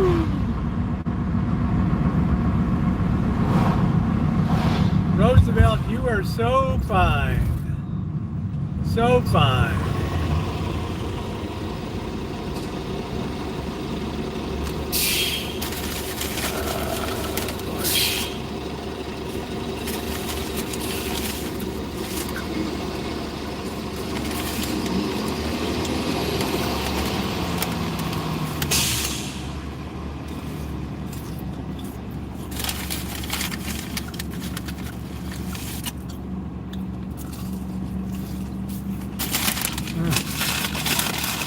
Fries are extra greasy tonight.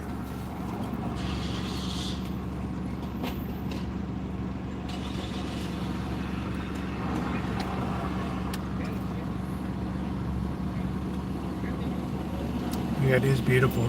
It's going to be warm. We got some unsettled weather coming in. We could have some lightning.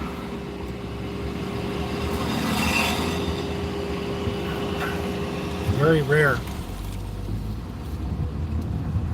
Might hear thunder once a year here. Whoa!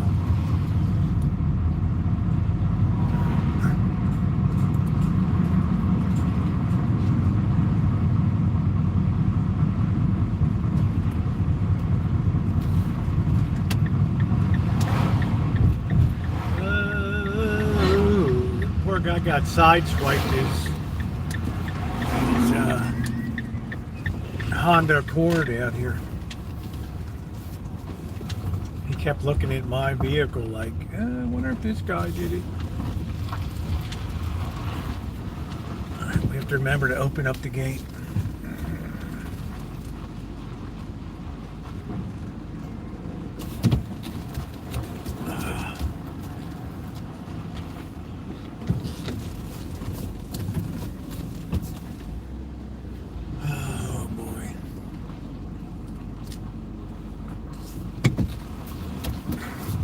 Mark it in tight here so she can get in tomorrow and drop the cats off.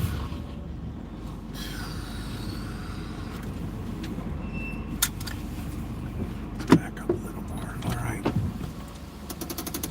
One thing at a time. Let's get the cover on the phone first.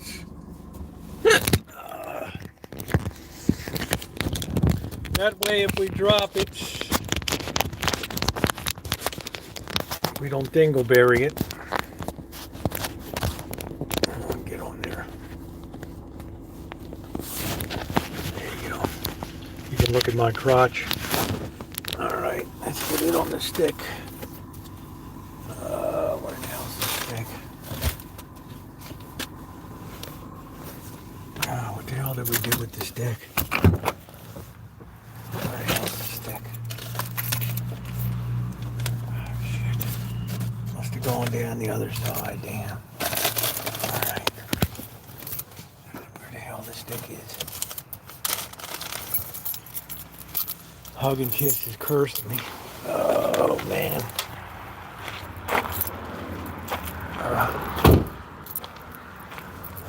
Let's see. Yeah, the van is embarrassing. Still got the little bit of the blood on this side. Oh, there it is. Alright, we'll have to come out and get our bag.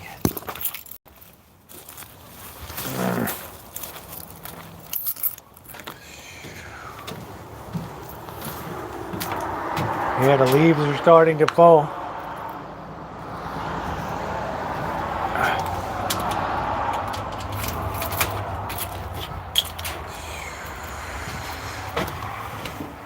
Oh no.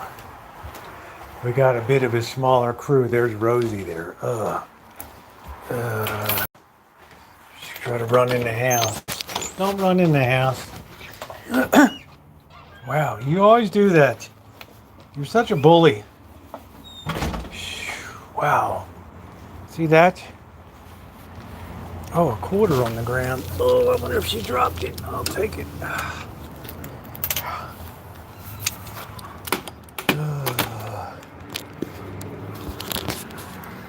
Let's get set up here.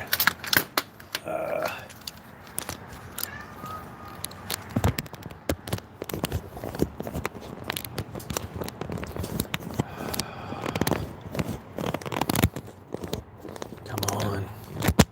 There we go. Sit there. Okay, we don't have any cages. I'll come back tomorrow. Let me get my food and I'll get the cats fed. Let's see, we'll get the hubcap feeding going tonight.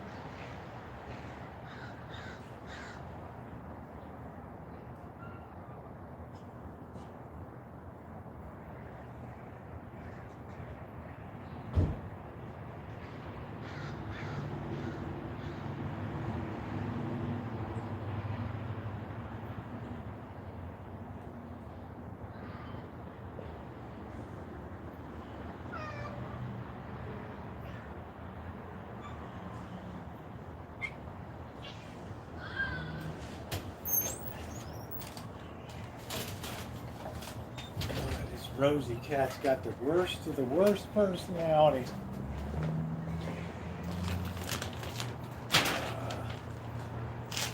Worst of the worst.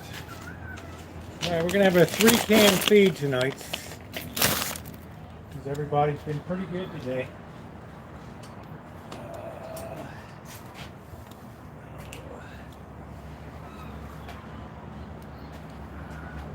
I hear you, Chairman Meow.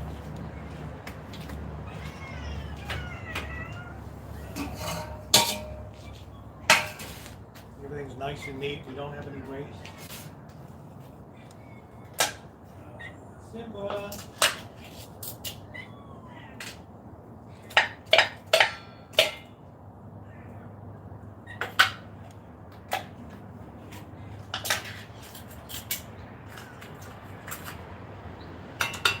I just got joy juice in it.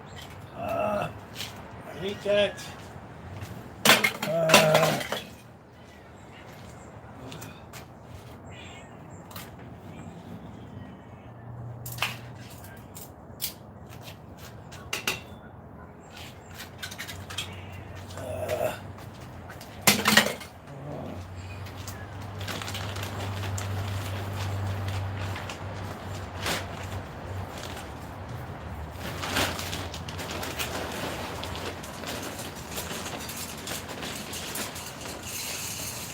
Big feed tonight. Celebration for all you guys being picked. How do you like me now? There we go. There it is.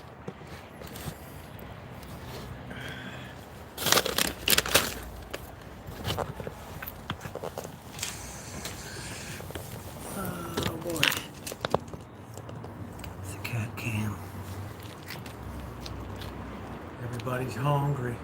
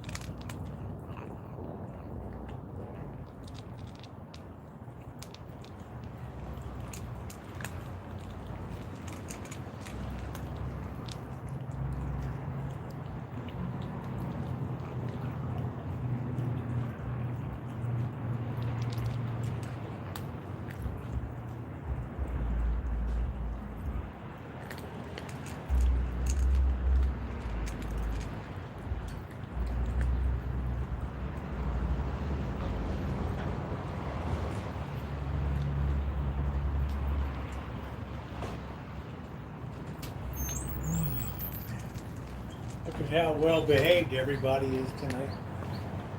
Everybody is so well behaved. Y'all make me proud. You make me feel so good. I was enjoying the cat cam. Every one of these cats is now fixed.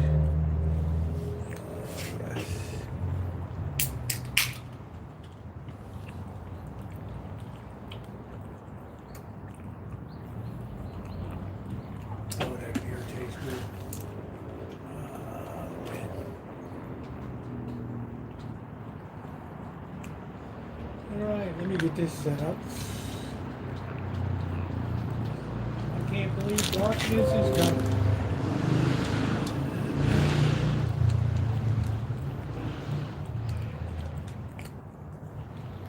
Here come the bees.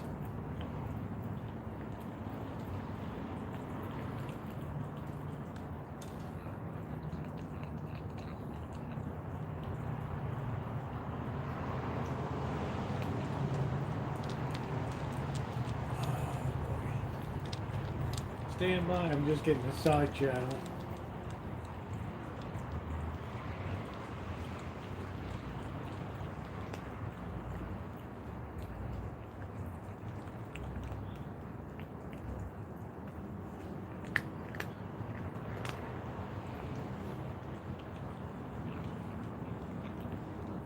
Give me 1 second, I'm almost there.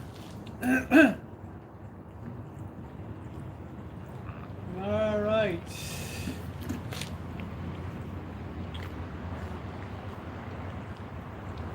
Hey Peter, how are you?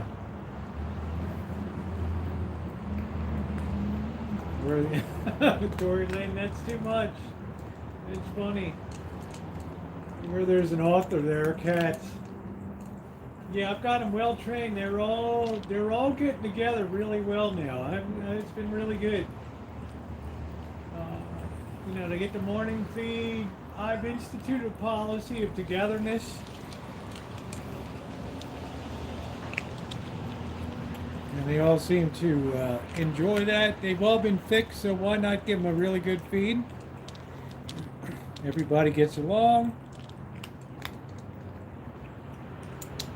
Simba, what are you doing? You hopping around, you three-legged varmint? Huh?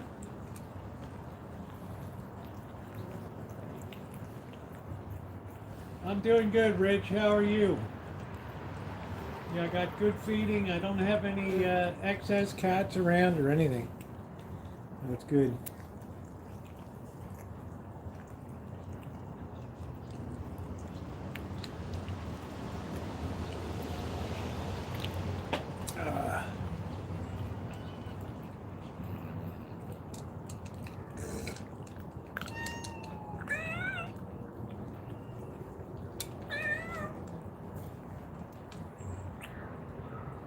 Just the time of year we got these darn yellow jackets.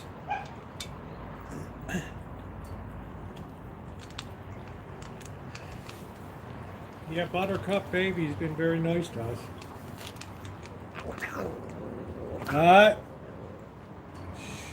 Wow. Leave it to Rosie. Wow.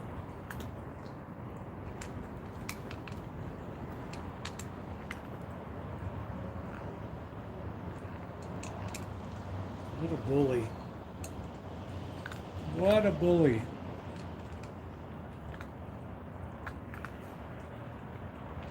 Yeah, this Rosie is one mean cat.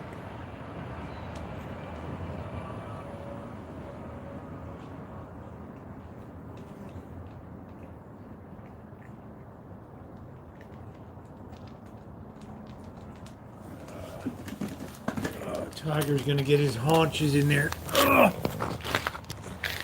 None of these cats run away from me now.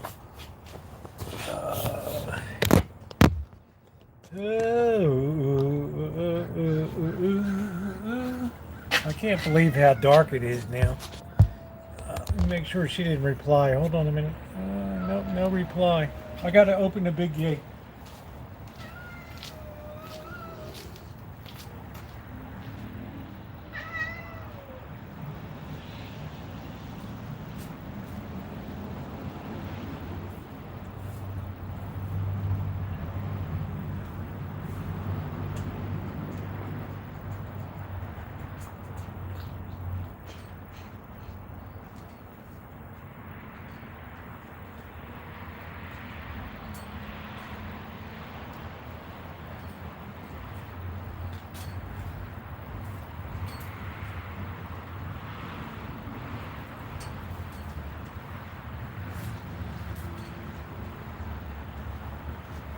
Right.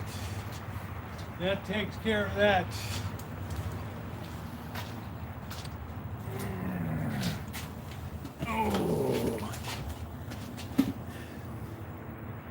This is my, oh, Phil, how you doing? Yeah, Simba gets food. There's plenty of food in there. Simba's eating right now.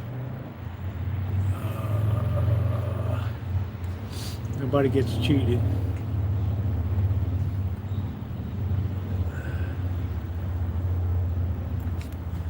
Please hit the thumbs up. Nobody gets cheated on this.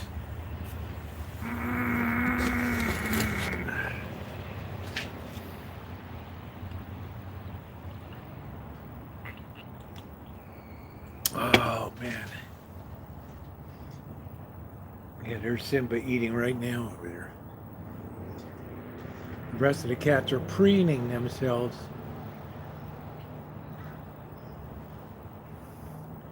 Here comes Skywalker.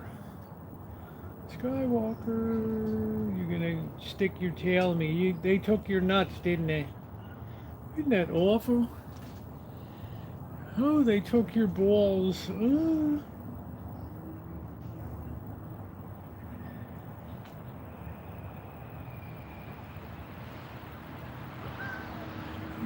Yeah, relaxing. I've instituted a lot of peace and quiet here. Might be a little different when Magic gets back. Magic can be a little tough, but Magic's like the Samson got his hair cut off, so dropping those nuts might really take the edge off. Thank you, Lynn. You can thank Dory Lynn for this. I get so many compliments on it. She's a very thoughtful person.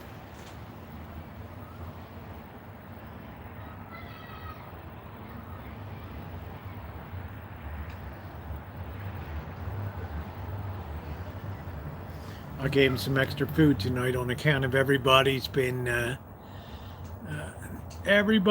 good. We caught Magic was first, and man, he really was trying to bust up the cage. And then the two little traps I caught, the two of the gray tabbies, they went in. They were rocking and rolling inside the cage.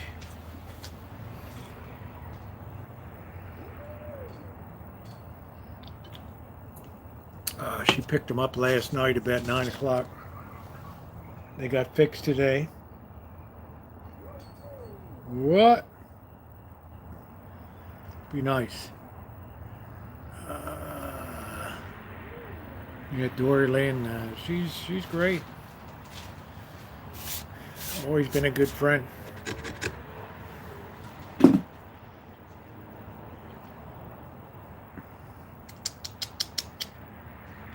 Skywalker.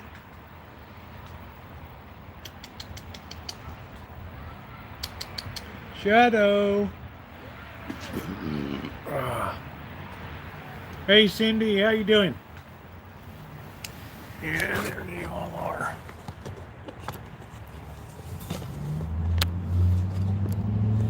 All the little monsters.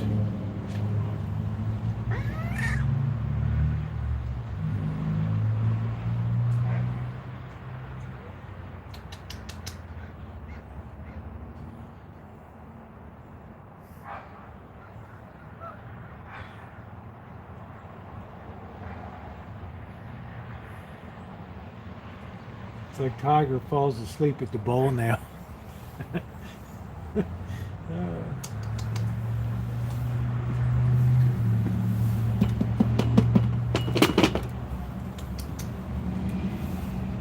Shadow.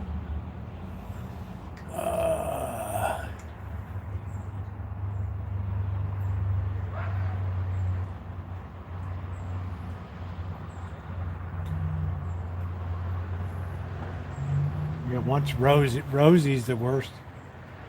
Once she eats and moves on, it's kind of okay.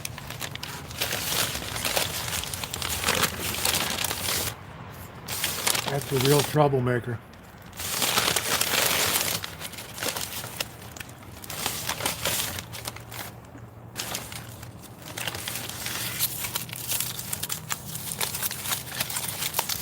That's a real troublemaker.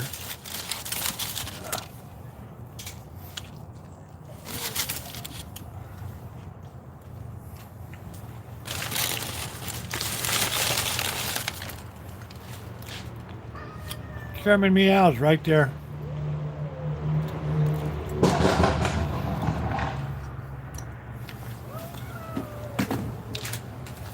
Easy, you dunces.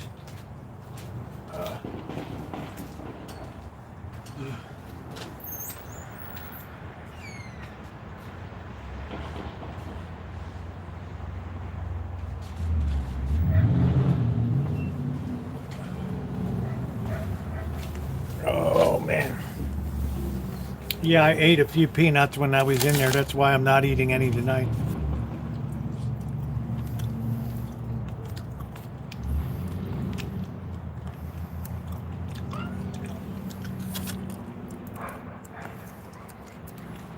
Yeah, this piece of lettuce, this lettuce they put on is like shit.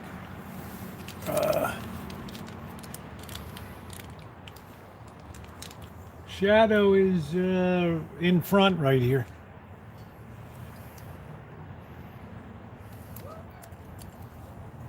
We got Frida Kahlo and Diego Rivera were shipped out last night.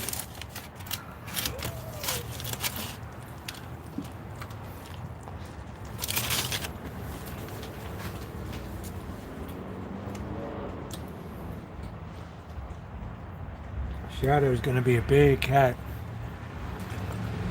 Big cat.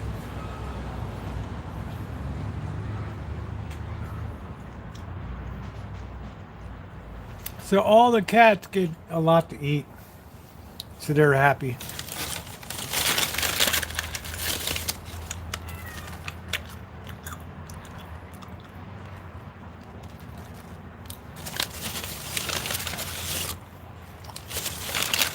I gave them a lot more food today. They've all been very cooperative through all the trapping.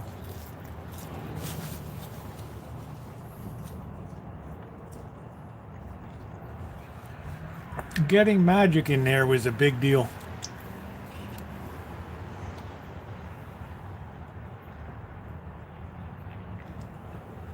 A big deal. Did you eat that? Wow, really? You like that, eh? Yeah. Skywalker likes French fries. How about that? Who knew?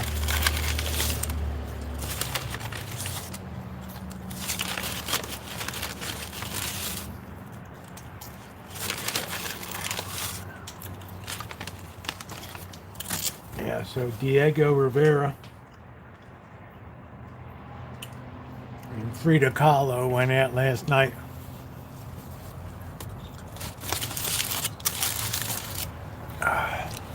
Frida was a good communist fellow traveler.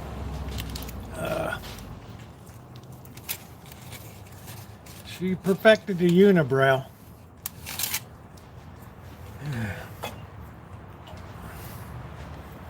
Yeah, they get along good. They sleep together at night with Skywalker. They like to be around Skywalker.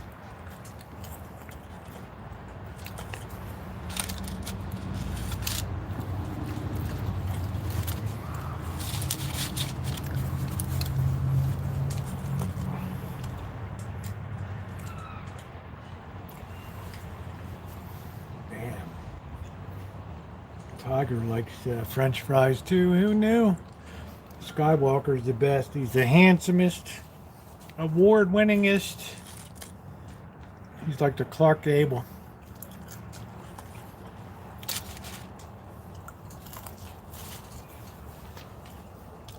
And Magic's like the brutish thug. He's like the Ernest Borgnine. No, Simba doesn't bond with anybody.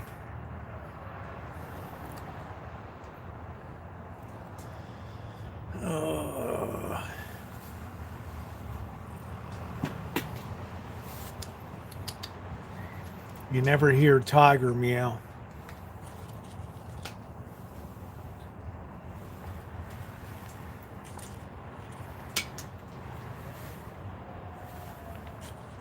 I don't think I've ever heard Tiger meow.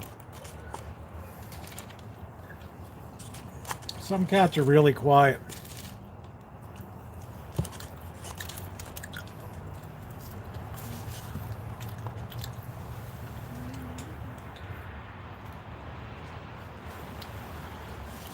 Tiger's calmed down a lot lately. You can just pet Tiger now, he don't care.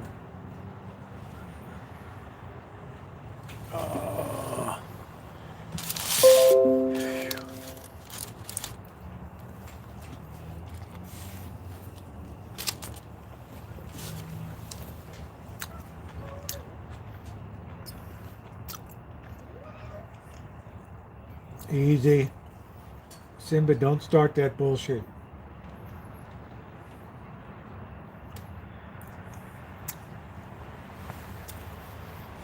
Simba's a lone wolf.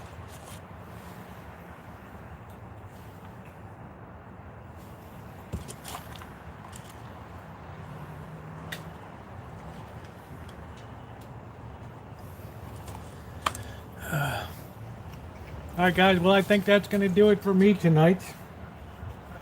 I want to thank you for being along. I want to thank my moderator, Ronnie, for everything that you do. I really appreciate you. No, don't start it. And if you haven't hit the thumbs up, thank you, everybody, for being here. It is really appreciated if you don't hit the thumbs up. And, of course, I will see you guys tomorrow. Magic and Frida Kahlo and Diego Rivera will be back. Thanks, everybody.